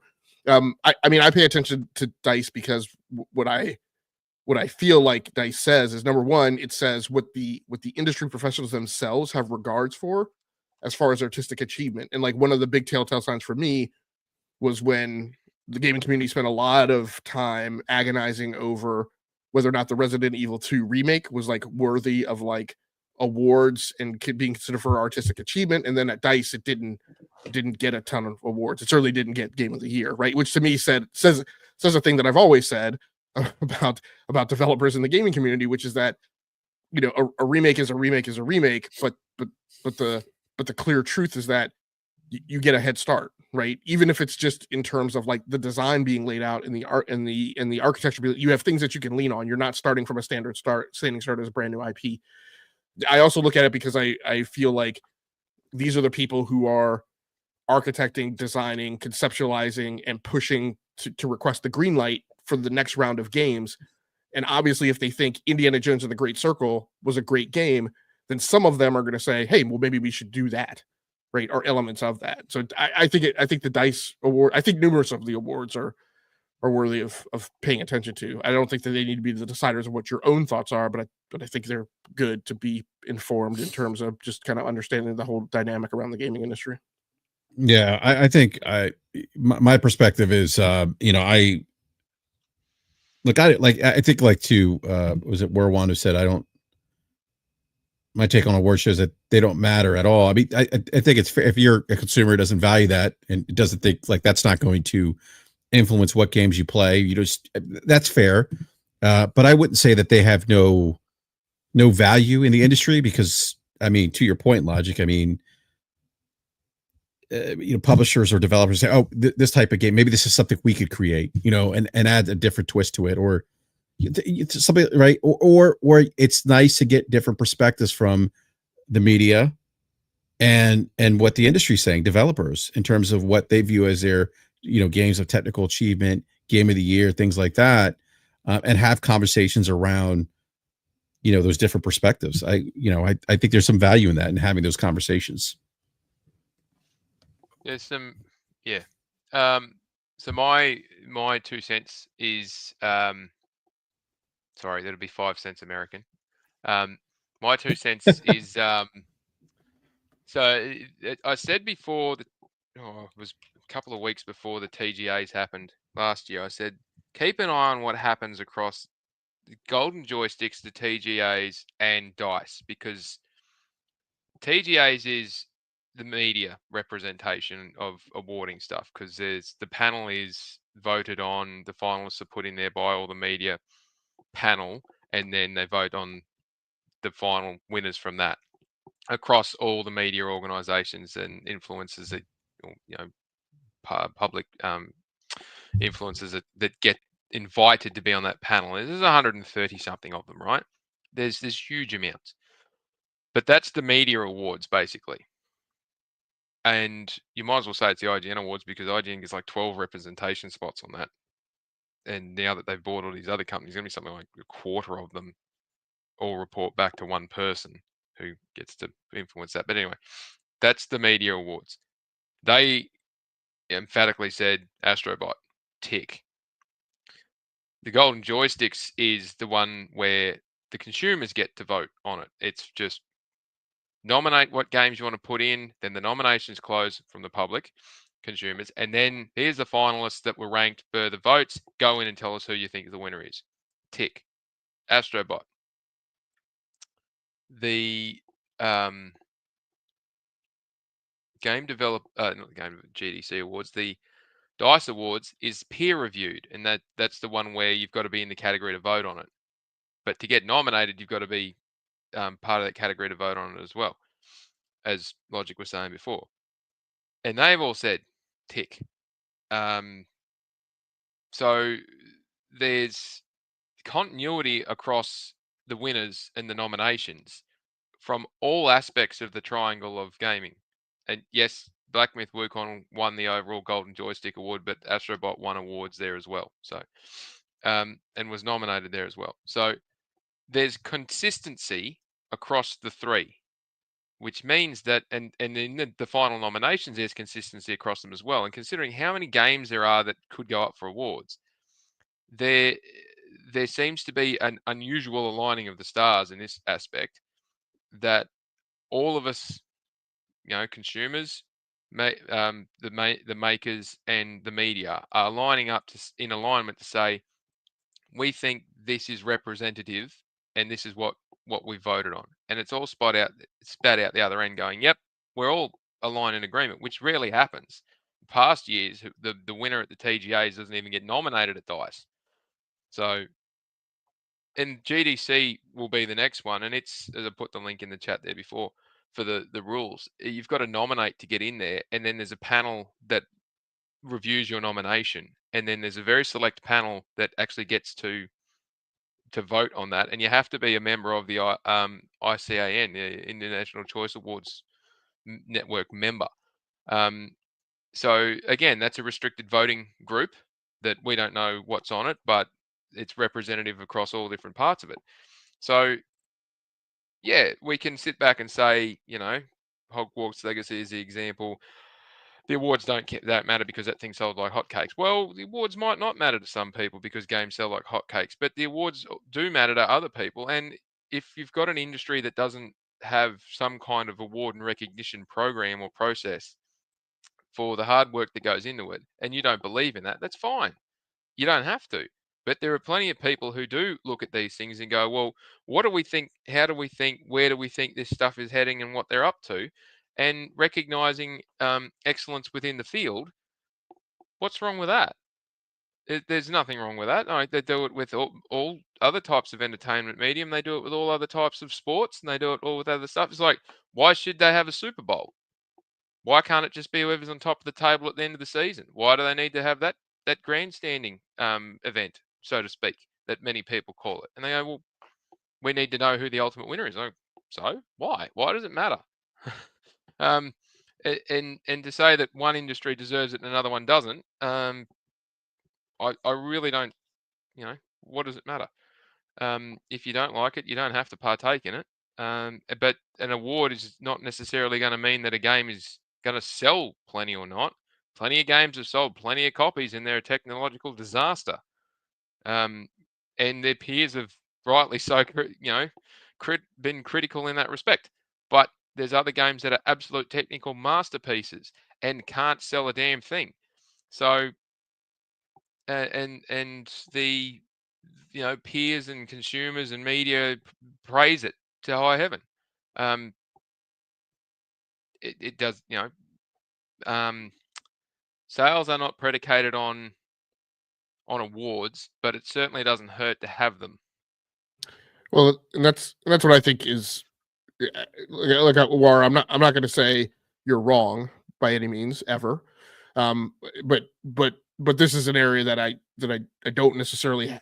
I'm not like you and I aren't necessarily in sync, right? Like there's a difference between correlation and causality. And causality is an effort to tightly couple to the 100th percentile that because it's an if then this that, right? Because of A happening, B therefore happens, and that's not anything I don't think that we've ever said. And I also, but in particular in this perspective of the opinion, I also don't couple those things together, right? In my effort to like evaluate like the why of a thing. So I don't have any notion that a game sells well or doesn't sell well because of an award. One of the reasons I personally look at the stuff or consider it is because we, all of us, the panel and the chat, are involved in having this holistic discussion of games in the gaming industry.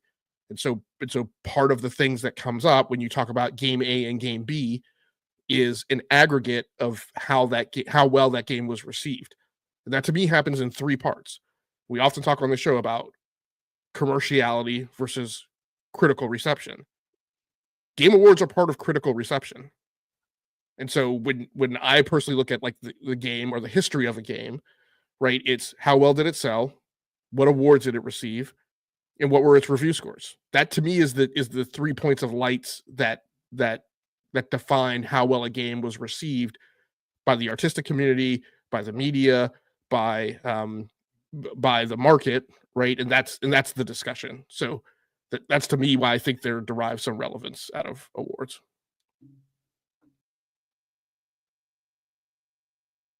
Yeah, I also think too. I've always said this. I think that. Sorry here. I also think too that I don't like I don't think the award show make a particular game better, because I feel like those conversations have been had prior to the award show in terms of critical reception, right? But I do think there's something to be said if a game is universally praised, considering, and I look at, you mentioned art, Logic, and I believe art can be subjective, or is subjective. We all have our own personal tastes, right? Falky may like certain things that I don't like, right? Or that I enjoy in a game. Falky, I think that goes with a lot of things, especially consumer products, right? But I think there's something to be said too when an award show or a group of industry peers come together, and they say, like, you look at Astrobot. I mean, for Astrobot to do what it did, considering the subjective nature of art or games, I think there's something to be said for that. Considering that people have diverse tastes and opinions and thoughts about video games, if there's a game out there that pulls people together, and I mean pull together in the sense that they agree that, hey, this is the best in this particular category, or one of the best gaming experiences of the year, I think there's something to be said for that. And I'm not going to be dismissive of that, because I think, given given the fact that gamers just have different taste, want different things in video games, view things differently at different perspectives, I'm not going to be dismissive of shows or things, or conversations around games that have yielded a certain amount of critical acclaim across the board, because I don't think that's easy to do. And we know that's not easy to do because we don't see a lot of 90, 95s, and 100s being dished out, right, by reviewers and the like. So, I mean, and I'll Right. also, I Think mean, I'll about also, I'll wrap up here pretty quick, Falky. Well, I'll also No, you're right. agree, not entirely, because I don't agree entirely with Chad Studd's perspective, but I lean a little bit more in that direction.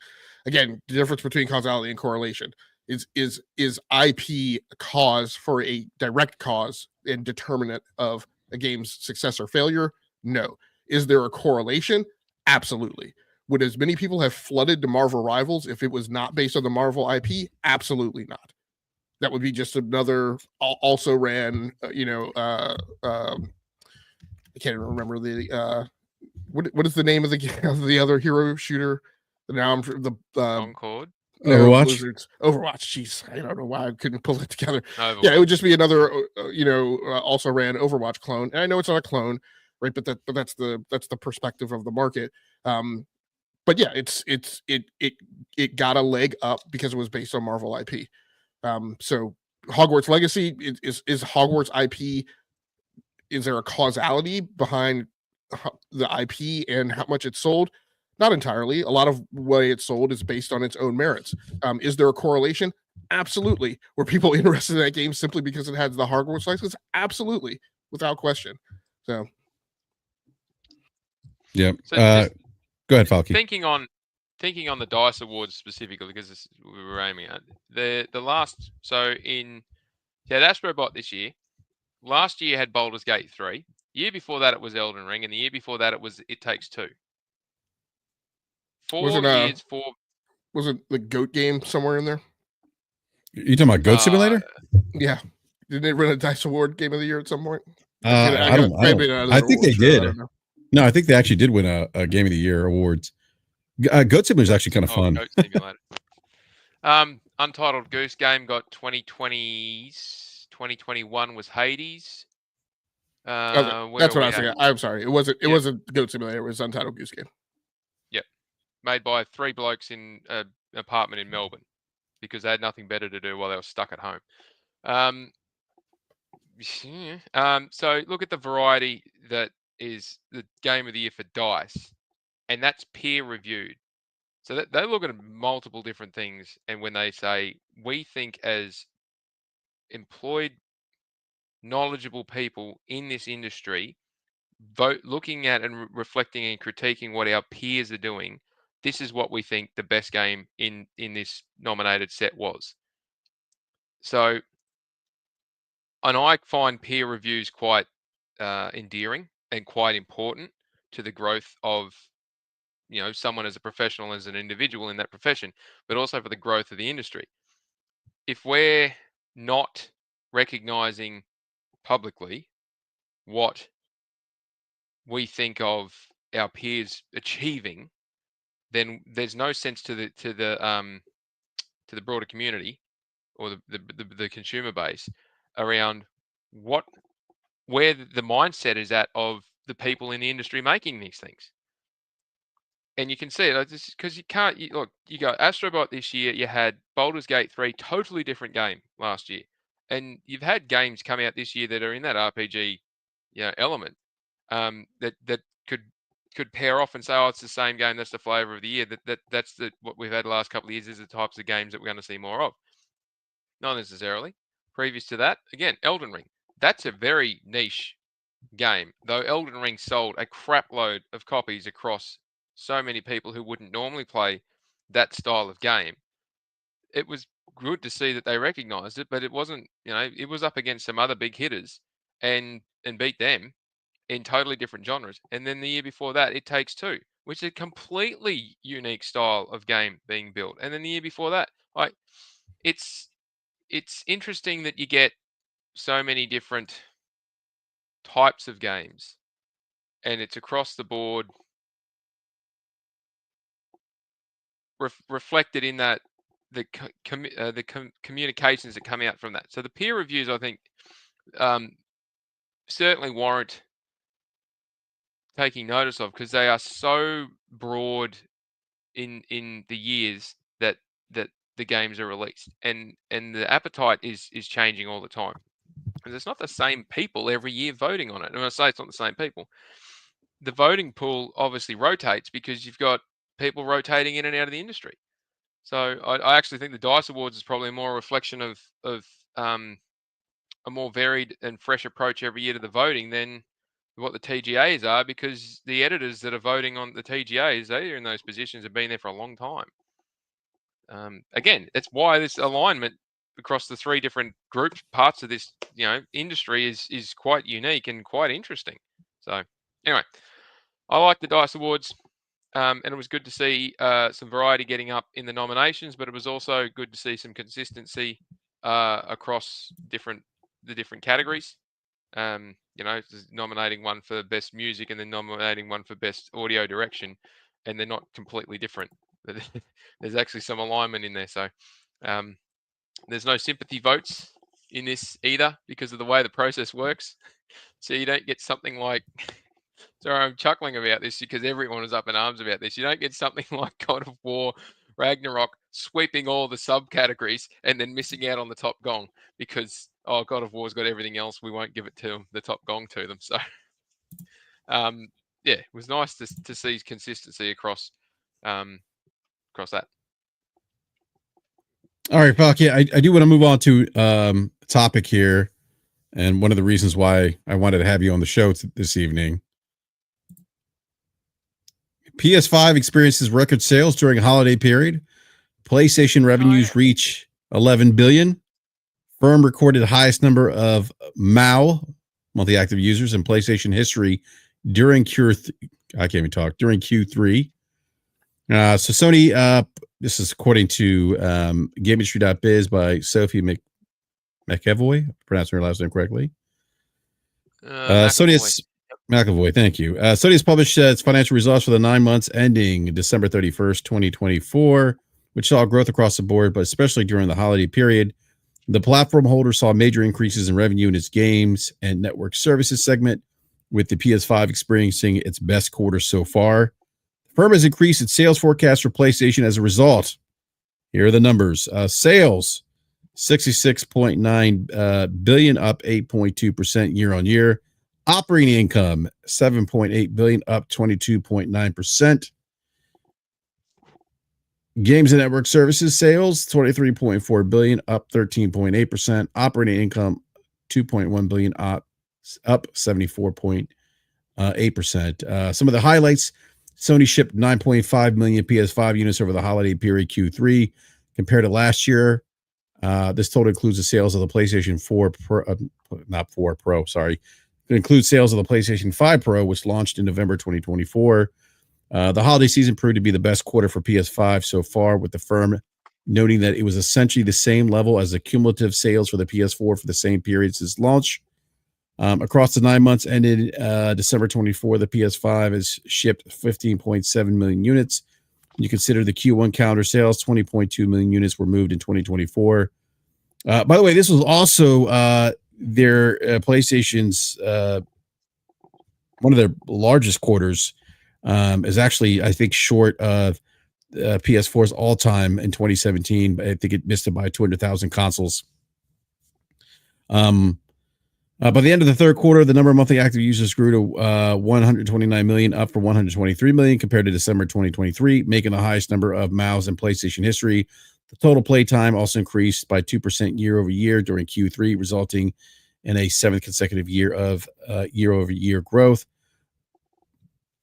Here's something to note. Over 40% of consumers who bought a PlayStation 5 during the holiday season were new to the console, which contributes substantially to MAU growth. So again, 40% of consumers who bought a PlayStation 5 were new to the console. Full game sales were 95.9 million during the third quarter. PlayStation's in trouble. PlayStation is in trouble. Can't you see that? It's right there in the numbers. Hold on. They're cooked. They are cooked. During the third, sound the alarm. During the third quarter, with 11.6 million being first-party titles. Damn, full game sales 95.9 million during the third quarter. With 11.6 billion. Jeez, oh my God, Falky, that's a pretty big number. While full game sales increased from 89.7 million sold the same period last year, first party sales dropped from 16.2 million. I'm not surprised by that. During its earnings call, Sony highlighted the success of Astrobot and Helldivers 2, two first party titles released September and August 2024, respectively. Astrobot sold one. Two games drove that. Yes, 2 games drove that. Yeah. Astrobot sold 1.5 million units after 58 days on the market, while Helldivers 2 sold 12 million units combined PlayStation and PC sales after 87 days on the market. Noting the success both games achieved at numerous award ceremonies, Sony said, the fact that titles and genres we are aiming to expand in the future, including titles for families and live service games, have received accolades, is a major stride toward our building a broader title portfolio. The firm said it expects a further expansion of earnings for fiscal year 2025 following the release of Ghost of Yotei and Death Stranding 2 on the beach. Overall, Sony saw sales increase by 16% during the holiday quarter for its games and network services segment, reaching $11 billion. Network services revenues rose by 29% year over year to $1.1 billion, with PlayStation Plus sales increasing 20%, mainly due to a shift to higher tier of services. Mainly due to a shift to higher tiers of service and the impact of price revisions.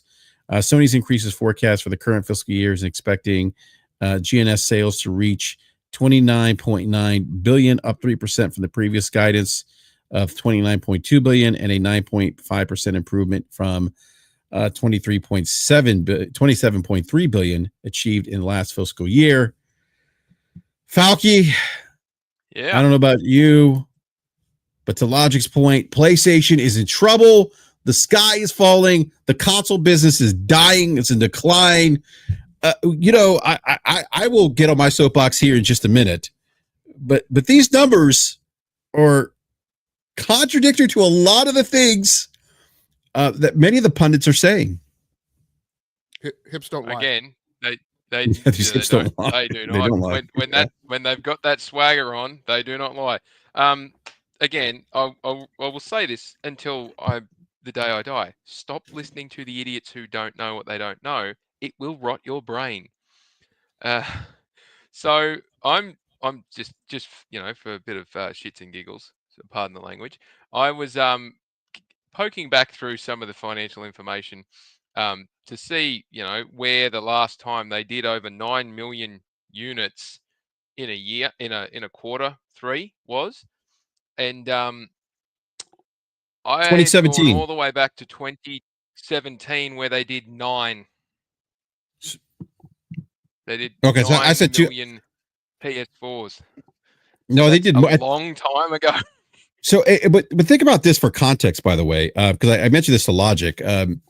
So that they missed that was the highest Q3 PS4 2017. Okay. Yep. And so they missed that by 200,000. Okay. No. In 2017, they already Q3 2016, they did 9.7 million. Okay. So 2016. Yep. I think at that point, hold on a sec here. Give me a sec here. I thought it was 2017. Sorry, it's the December quarter 2016 financial year. So remember, they run April to March, and so that was December 2015 when it happened. Okay, never mind. No, you're right. That's a long time ago. It's nearly a decade. Now, I've got multiple different things I could say about this. And I'm probably like a kid in a candy store at the moment thinking about where I want to start. I'll go through the things that I found interesting. Pretty decent result considering. Obviously, the PS5 Pro pricing point is not liked but accepted. That's one of the interesting things I took from it, because look at if you check their inventory movement, their inventory halved. And it was even remarked in the Q&A session and the notes afterwards that they've significantly reduced their inventory on hand. Sorry, Falky, can I interrupt you real quick? Real quick, sir? sure. When was that quarter again? What was the time frame of that quarter? 2016. Q3 financial year 2016. Okay, so they had dropped the price October 2015 of the PlayStation 4 to 350. Yeah, September so that was the December quarter after that. Yeah, so September 2016 they introduced the PS4 Slim at $299. Yeah. Okay. So we're currently in there, and I know it's a And bit so of a I bring that up because there's been no price drop on the PS5. No, it's gone up. Yeah, in certain regions it's gone up. So I Yeah. bring this up because again, and this is the frustrating thing with the pundits and some of the YouTube influencers. They're not paying attention to the market. They're not looking back. If you look at historical context here, you got price drops, the PS4, and they have the largest Q3. There's no price drops in some regions. There's price increases of the PS5, and it misses that PS4 mark by 200,000, being the most successful quarter Q3 for PlayStation. So think about that for a second. So what is that? If you're a pundit, what does that tell you about the market and how the market's reacted to the PlayStation 5 console? Well, if you're a pundit, it doesn't tell you anything, because if you're a pundit, your job is to preach a narrative and an agenda. You don't actually do objective evidentiary analysis like, I mean, not to toot our own horn, but like Falky and I do. So it doesn't teach them anything. They don't pay attention to it. They don't read their history. They don't remember the history of the gaming industry. It's all fanfic, like I've talked about before. Yeah. Go ahead, Falky. Oh, it's saying, they've had these massive sales that they weren't expecting, which has had an impact and done well. I know there's the narrative today online is that, look at PlayStation, they don't have anywhere near the profit margin. They haven't got an operating margin, the profit, blah, blah, blah. Like, stop and think about it for a minute. What does an increase in revenue but a negligible movement in their profit margin indicate? They've obviously sold something that they've made a lot of money selling, but it cost them a lot of money to get it there. Let's check their inventory levels. Oh, look at that. It's gone down nearly 50%. Geez, I wonder what happened. They're selling stuff that cost a lot of money to make way back 6-9 months ago when they made the damn thing. Of course, it's going to translate through to a negligible movement in their operating income. What they don't know, or they don't seem to factor in, is that certain costs associated with production in terms of the transport, shipping, and selling don't land in the inventory cost. They land in whatever it costs on the day you move it. And if they've shipped a shitload more than they thought they were going to do, they wouldn't have had the forward contracts in place to do this stuff, so they would have been exposed to the spot price of the transport at the day for surge pricing and all the rest of it. Well, no wonder their operating income hasn't shifted in terms of their percentages. But that's, as Logic said, that's stuff that when we look at these reports, those of us in the know what we're looking at, we look at it and we go, well, that makes sense. But then, they write it on the bloody screen. The increase in sales of hardware due to an increase in unit sales, positive. That's why their revenue was up 16% year on year. Might I point out, their revenue is up. Their revenue for their hardware is up. Nib wrote a really good comparative tweet about this stuff. They're up. Xbox is down in the same friggin' market area, in the same marketplace, in the same economic conditions. Nintendo was not flash either, but we know why they're not flash. They got a new console coming in 6 months' time, or less than 6 months' time. So naturally, they're going to have a deterioration. They're at the end of life. They're in year 8 or 9 of their current life cycle. So they're in the same marketplace, just playing a completely different game at the moment. They're on the warm-up courts for the next generation, and these guys are slugging it out as the heavyweight title fight for this point. But their operating income's gone up 37% year on year. The bean counters are at work and have started fixing the issue, but they haven't finished fixing the issue. That's the piece to take out of this. They've said they're going to reduce their inventory down to manageable levels, so they're not going to carry large amounts of inventory on hand because they're trying to fix their cash flow. Tick. There's improvement coming. They've got an increase in their operating income point, so their percentage is improving. Tick. That's really good. That's a really good outcome because they've been pushing this hard enough. So, impact of increase in sales from network services, you can see that from the MAUs. Tick, it's translating. Their PS Plus is translating with a higher ARPU is translating into their bottom lines. Impact of increase in sales of non-first party game software titles contributed to their operating income. There's Call of Duty having a direct impact where PlayStation has not had to spend bugger all on marketing. That is a translatable point to their operating income. The decrease in losses from hardware. Now, everyone says that they sell these things at a loss. Well, yeah, they do if you factor all of the marketing into it, but the direct unit cost to sell point, they don't sell at a loss. They sell it at a negligible margin. They've got, what do you call it? Promotional factors that are tied into their cost of unit, their total cost to sell their units, their hardware units. So where you see the marketing in the shops and the marketing online and all this, they're paying money to be presented at UEFA and all those sort of finals and, the crap that goes on at all the big sporting and other international events where you see it. All of that is marketing associated with selling the hardware. And that's what they mean when they say they've got a decrease in losses from hardware. It's not to do with the hardware unit itself, even though those things were manufactured. The PS5 Pros aren't cheap to make, but that margin or the gap between them, what they're selling and what it's costing, is improving. So the outcome of this thing is they've now updated their forward forecast. It's gone up by 3% in their revenue and 7% in their operating income.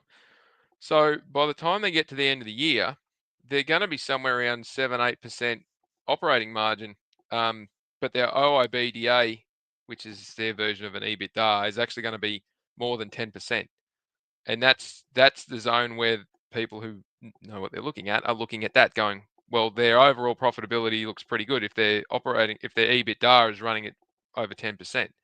They're still trying to get to 12.5, which is traditionally where the Japanese companies like to operate, because they don't gouge their employees as much as other areas do, and they don't have this need to satisfy their investors, their institutional investors, as much as the other markets do, mainly because it's predominantly backed by the bank. But anyway, that's looking really good. The bean counters are winning and setting it on the right trajectory, but there's more improvement to come. Yeah, there's layoffs happening. There's projects getting shut down. There's other bits and pieces going on. That's just part and parcel of projects. If it doesn't pass the quality test and they knock it on the head, well, we let the people go to do something else while we figure out what the next move is. That's just, it's been like that for 50 years in projects, and it's been like that for 30 years in gaming. They're improving their sales out of their network services, which is great. That's going up. Xbox, not so much. Nintendo, not so much. Other network services in gaming are mixed. So it's good to see that PlayStation's actually getting some reward out of that stuff, particularly with their MOUs. Sorry for the prattling on, but the outcome of this is, it seems that the market, for that quarter at least, accepted the pricing point that they set. And considering the economic conditions across the world, not just in certain key areas, but across the world, that is a really interesting piece to take out of this. And everyone goes, oh, where's PlayStation going to get their growth? They're stuck. They can't get this. They can't. 40% of the sales were new people to PlayStation. Not they've upgraded to this new PlayStation. They're new to the ecosystem. So there's 40% of the sales of that 9.5 million for the quarter. There's another, that's over 4 million people. Or just short of 4 million new customers to the platform, on top of what they've already got. So there's all these still PS4 players that are still hanging in there, and they got nearly 130 MAU, monthly active users, and they're generating more average revenue per user. Tick, tick, tick, tick, tick, tick, tick. Extremely hard economic environment for them to be operating in, and they're ticking boxes up and down the board. There's a couple other things that I'll just quickly touch on before I yield my time back to the floor. The reducing in inventory, and they said they want to keep it down. It's an interesting outcome to come from it, but it suggests that they're going to go to a more just-in-time process. They're not stockpiling inventory before they have a big release. Now, the pros out there in the wild, they've got the PS5 Slim version. They've got the Portal, they've got the PSVR 2 and all that. If they're taking this tact and they're going to push it through into next financial year, that means that there's probably no new hardware coming. And you will see if new hardware is coming because the inventory level will spike and spike severely. But they want to keep it low so they can keep their cash flow going well. Why do they want to keep their cash flow going well? Well, funny you should ask that question. The free cash flow for sorry, I just got to find this again. The free cash flow point for PlayStation is that they have had a negative free cash flow in the past, but it seems that they've fixed that problem in terms of operating cash flow. So now they've gone positive in their operating cash flow. They can pay back the debts that they incurred when they were taking it in the teeth a couple of years ago because they're having this massive foreign exchange issues when they were trying to build the PS5s back in 2021, 22. They got to pay that back at some point. So now that they're able to generate enough cash internally within the unit themselves to pay back the debts that they have incurred. That's a big positive because it means that that they're sustainable on their own in a big way. And they've got all this upside left to come. So again, the pundits don't look at this stuff. They just go, oh, what's the percentage at the top? And oh, it's not as big as Xbox. And oh, it's not as big as this. There are so many different points you need to look at in these financial statements to get a holistic picture. If you just focus on operating profit percentage, you're going to clown yourself out of the room when you try to have a serious conversation about it. The general consensus, if that's the right word for it, is that even though that's been such an absolute banger of a quarter, the third-party sales are still the primary driver. You can see it there, 70, what's that, 90%, about 90% of the games that they sold are third-party, and that they get their slice from that, and that's their business model. That's always been their business model. They might put out a couple of first-party titles or a couple of, first-party partnership exclusives and whatnot. That's their model. This whole the arguments around do exclusives matter? They only released a couple of first-party exclusives, and they had a couple of console exclusives in the last 9 months of this financial year. The Call of Duty certainly didn't harm. That Xbox owning that didn't harm them. Or say Microsoft owning that didn't harm them. But the reliance that Xbox now has on PlayStation doing well has been increased even more by this result. It's the same for all the other. Take-Two, EA, Ubisoft, all the other publishers are looking at this going, shit, we don't have a choice. We have to be on that platform. They've got 75 million consoles out in the wild now. The PS3 number is it won't get surpassed in Q4, but I reckon by June they'll have gone past PS3 lifetime sales. And that'll be, 5 years in? They'll go screaming past that. It's on track to hit 100 million. Can't ignore that, and you can't ignore the numbers of games sold, and 75% of them are digital. That's like money for nothing for these guys. There was one other thing that popped out at me, which was there was some commentary around the goodwill. Now, this is probably getting into a technical area of accounting, and you've heard me talk about the goodwill write-downs at Xbox if they can't get Activision to generate money.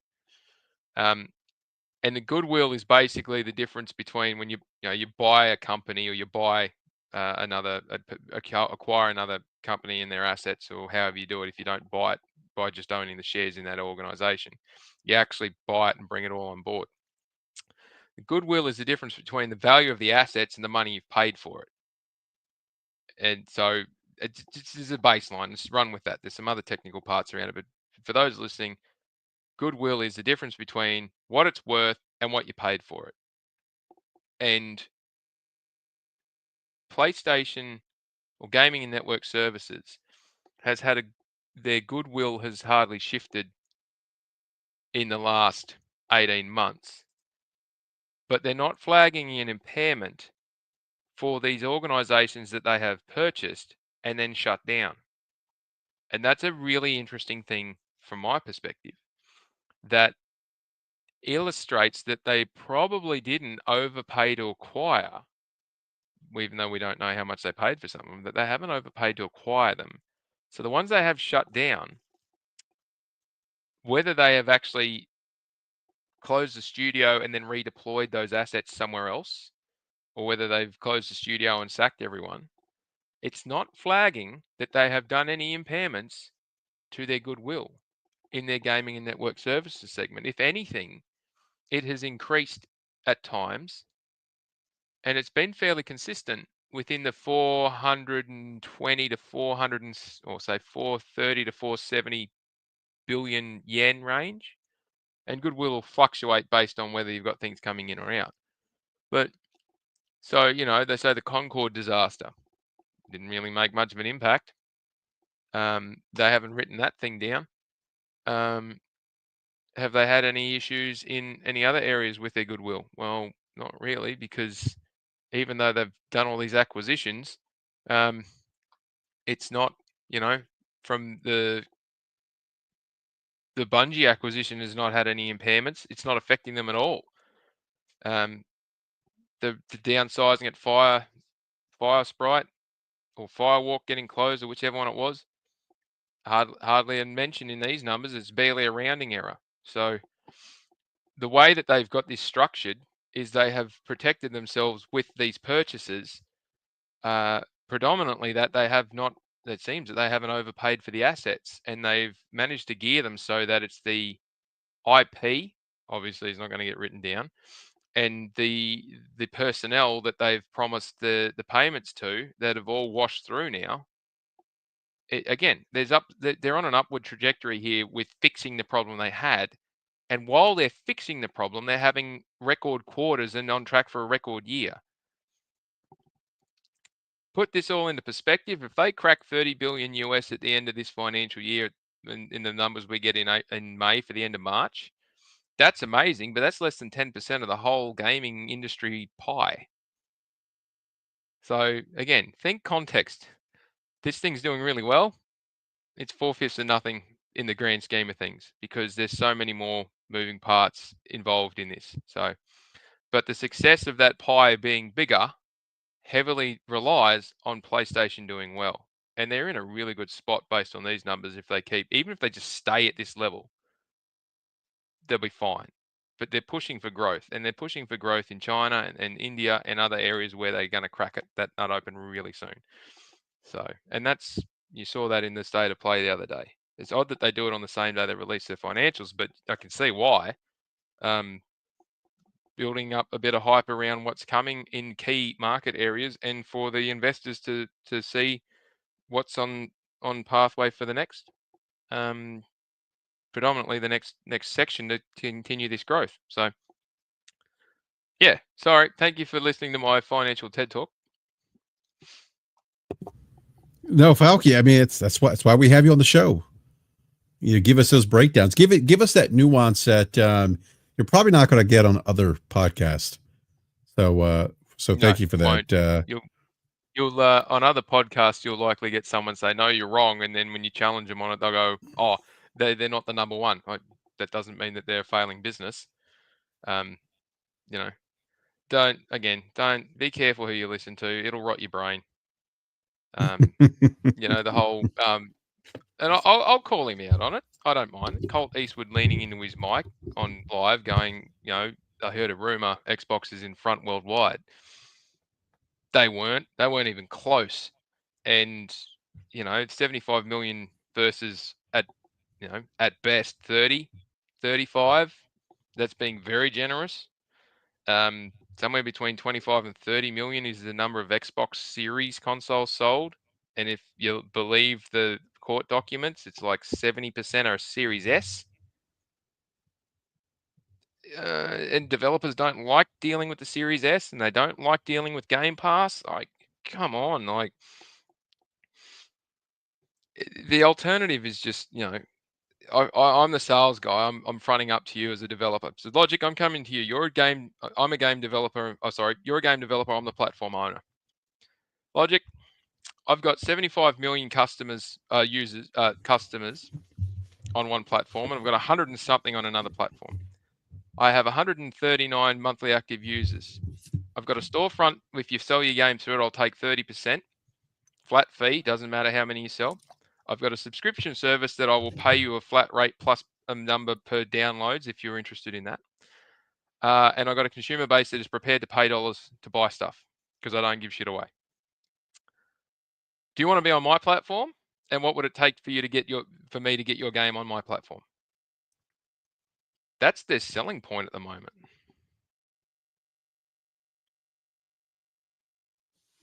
Yeah, I don't disagree with you because the offer from the other hand, right, doesn't sound as rosy, right? They have a lower console install base sold. They will talk about a large number of MAU, but it's very shrouded in mystery how they get to that number.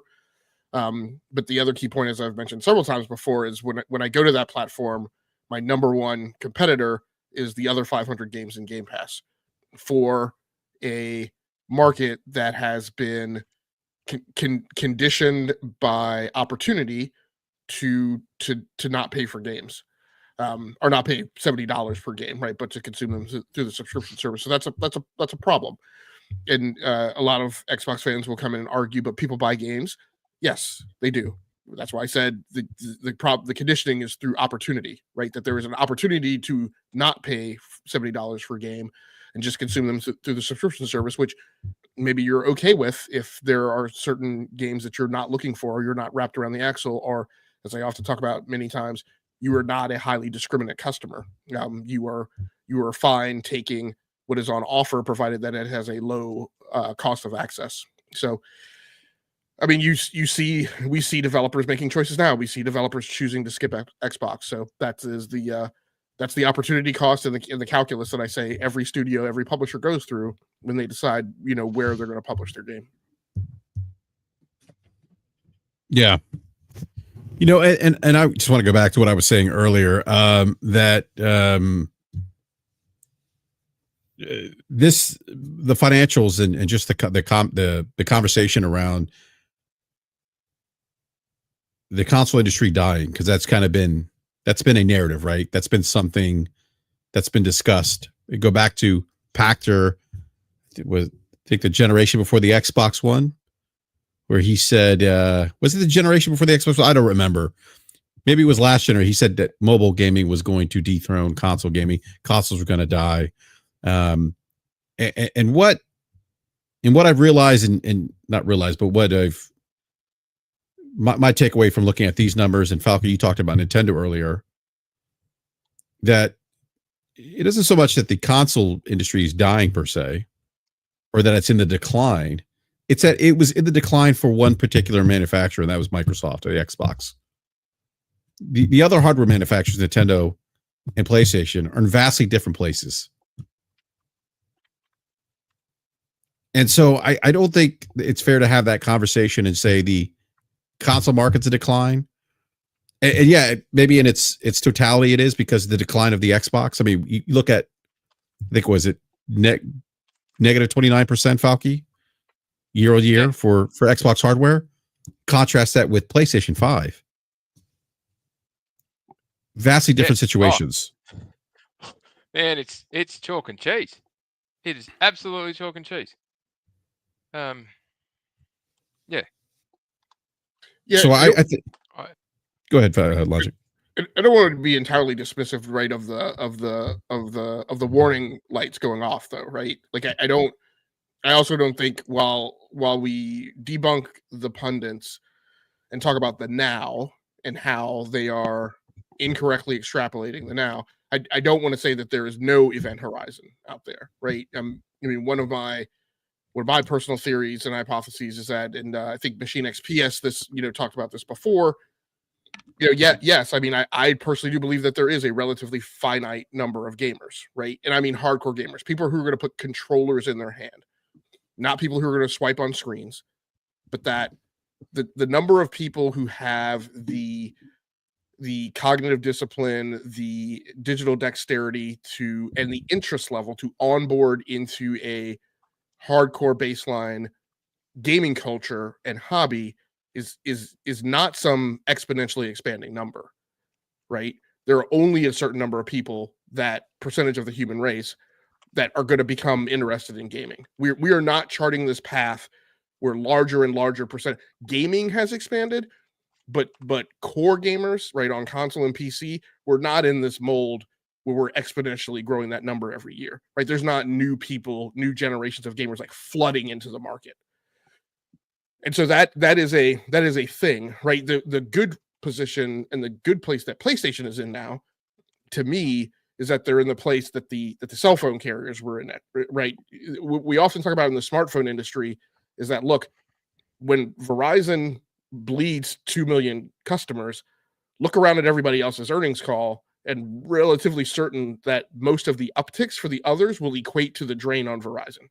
Right? That if Verizon loses 2 million customers, that probably means that AT&T, got some number and T-Mobile got the number that totaled to 2 million, right? I'm one of those consumers logic. Right, with some variances of growth in there, right? So right now, when you talk about PlayStation growth, the fact is that a lot of people are jumping ship and defecting from the Xbox camp, and that's why they're down like at 2 to 1 or less, actually, than they were even last generation.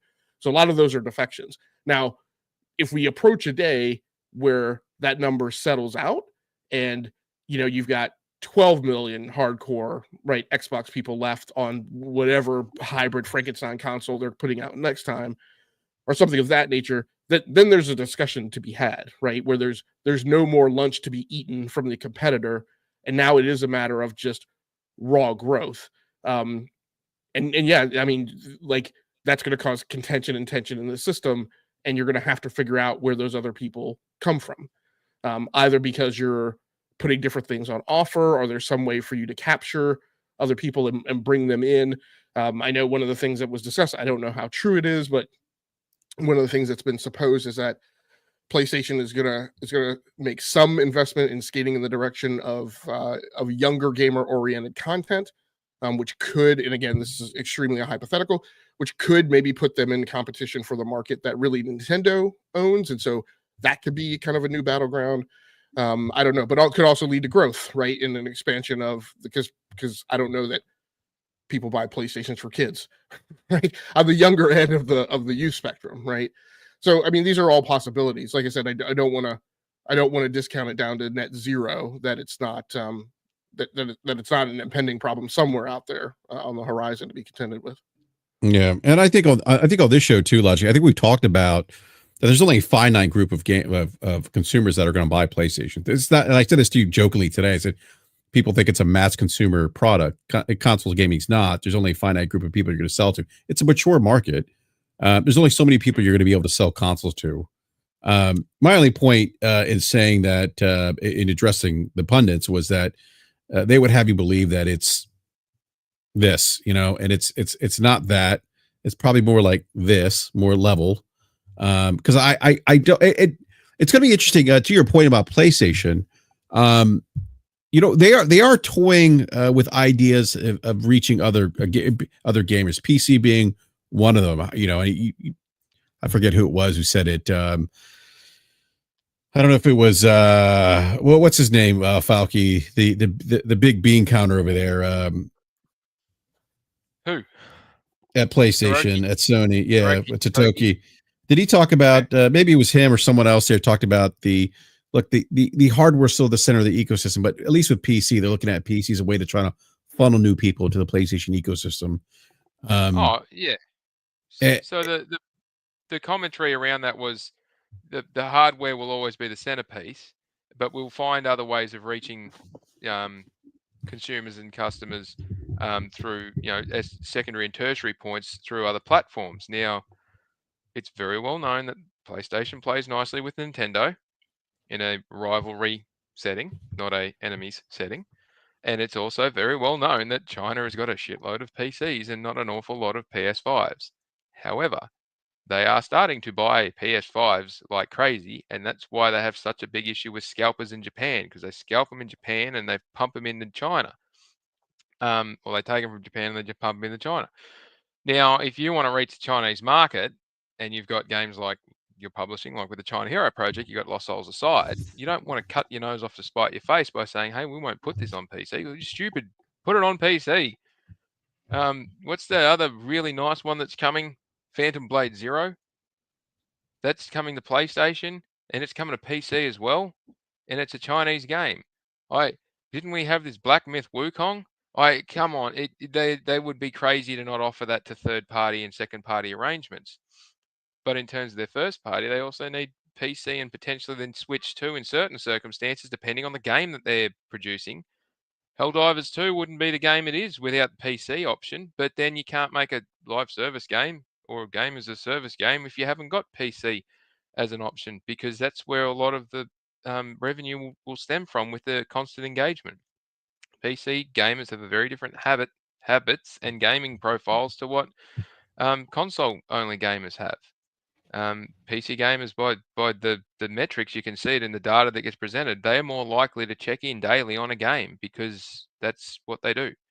They like the shorter game run loops, but they will check in daily on a game. Whereas the console players, they're competing for the TV a lot of the times in the family setting, and they don't always get that opportunity. But they're totally different habits or consumption ways of gaming. But it's nonsensical if you're trying to grow a market to continue to hyper focus on we can only be on our own console when you can make really decent return on investment by porting games over to PC, particularly when Steam is so accommodating at the moment for that stuff towards PlayStation, and PlayStation's got the opportunity to do it now.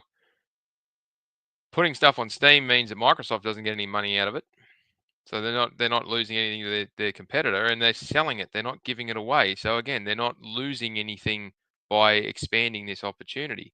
Some people might feel as a consumer of PlayStation, and they want to run that flag up the flagpole and say, well, because they're putting it on PC, it devalues my choice in console.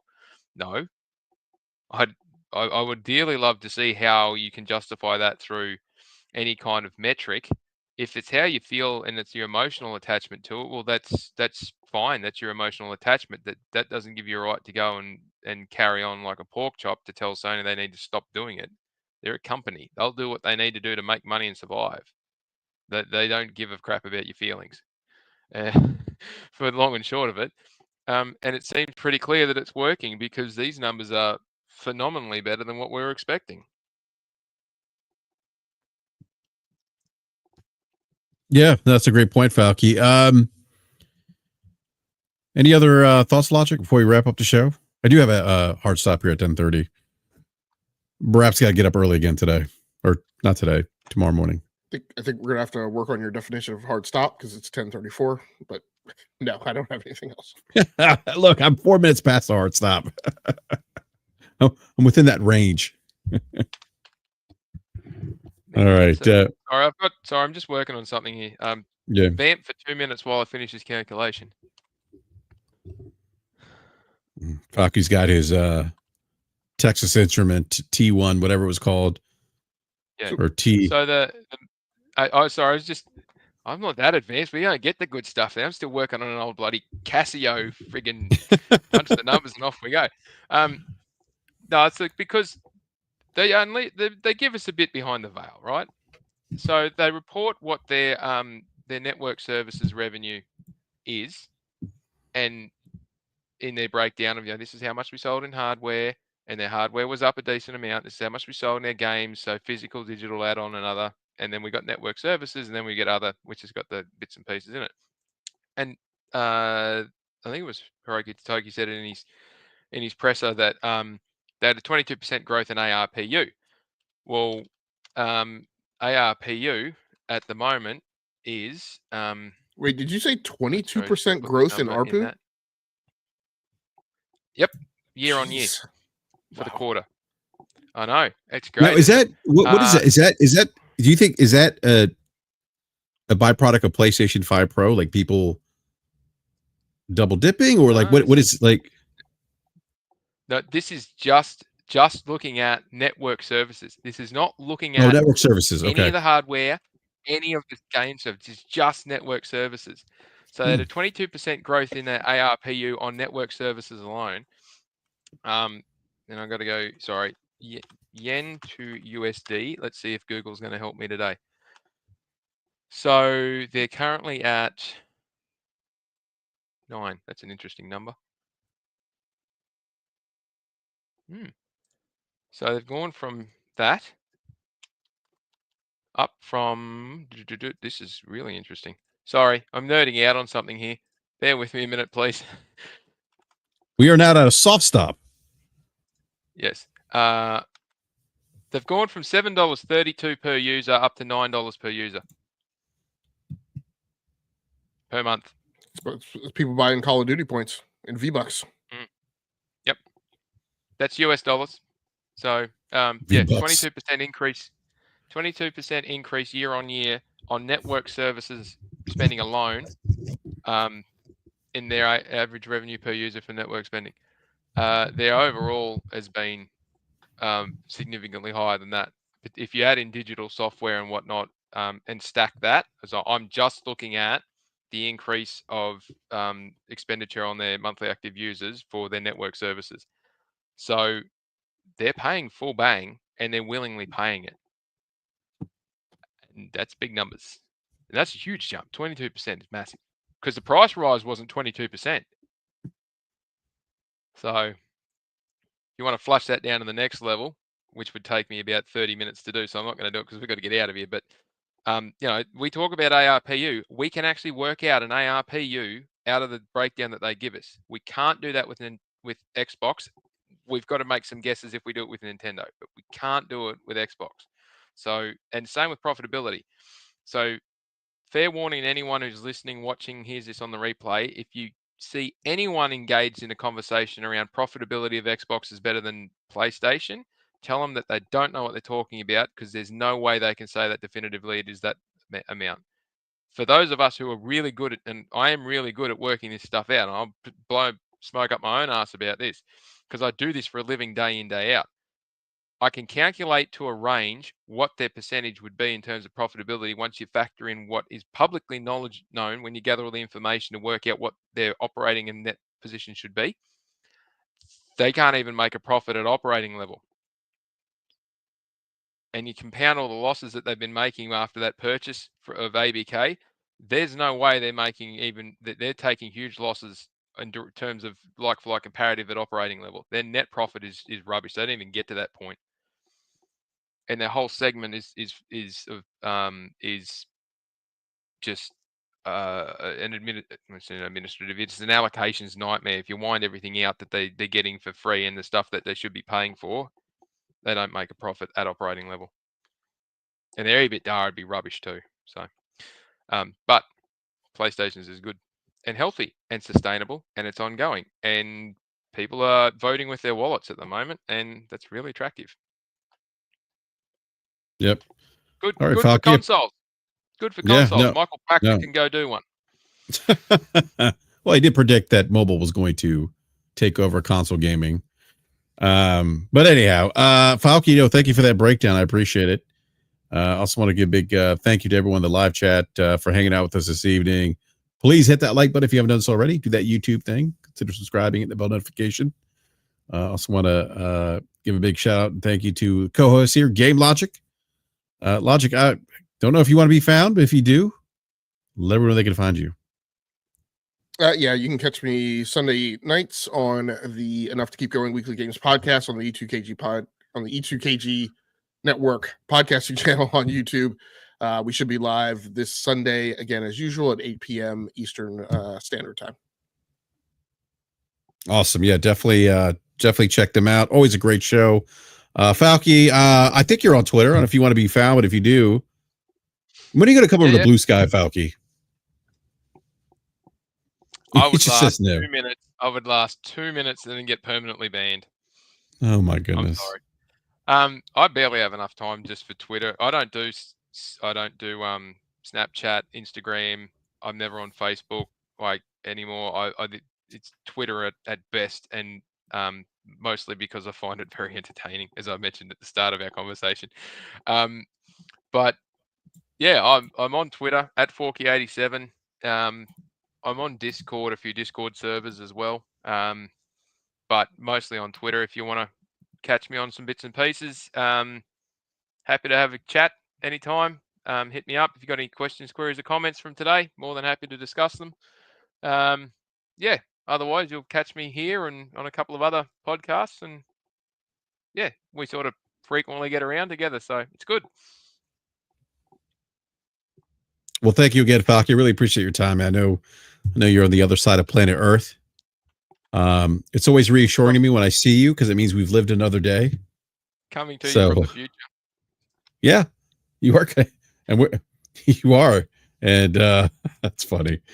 But we'll be back. We'll be back next Wednesday. Or I said next Wednesday. That was our old time. Next Friday at same time. And everyone have a great weekend playing video games. Ultimately, that's what it's all about. And we'll see you next time. Thank you again.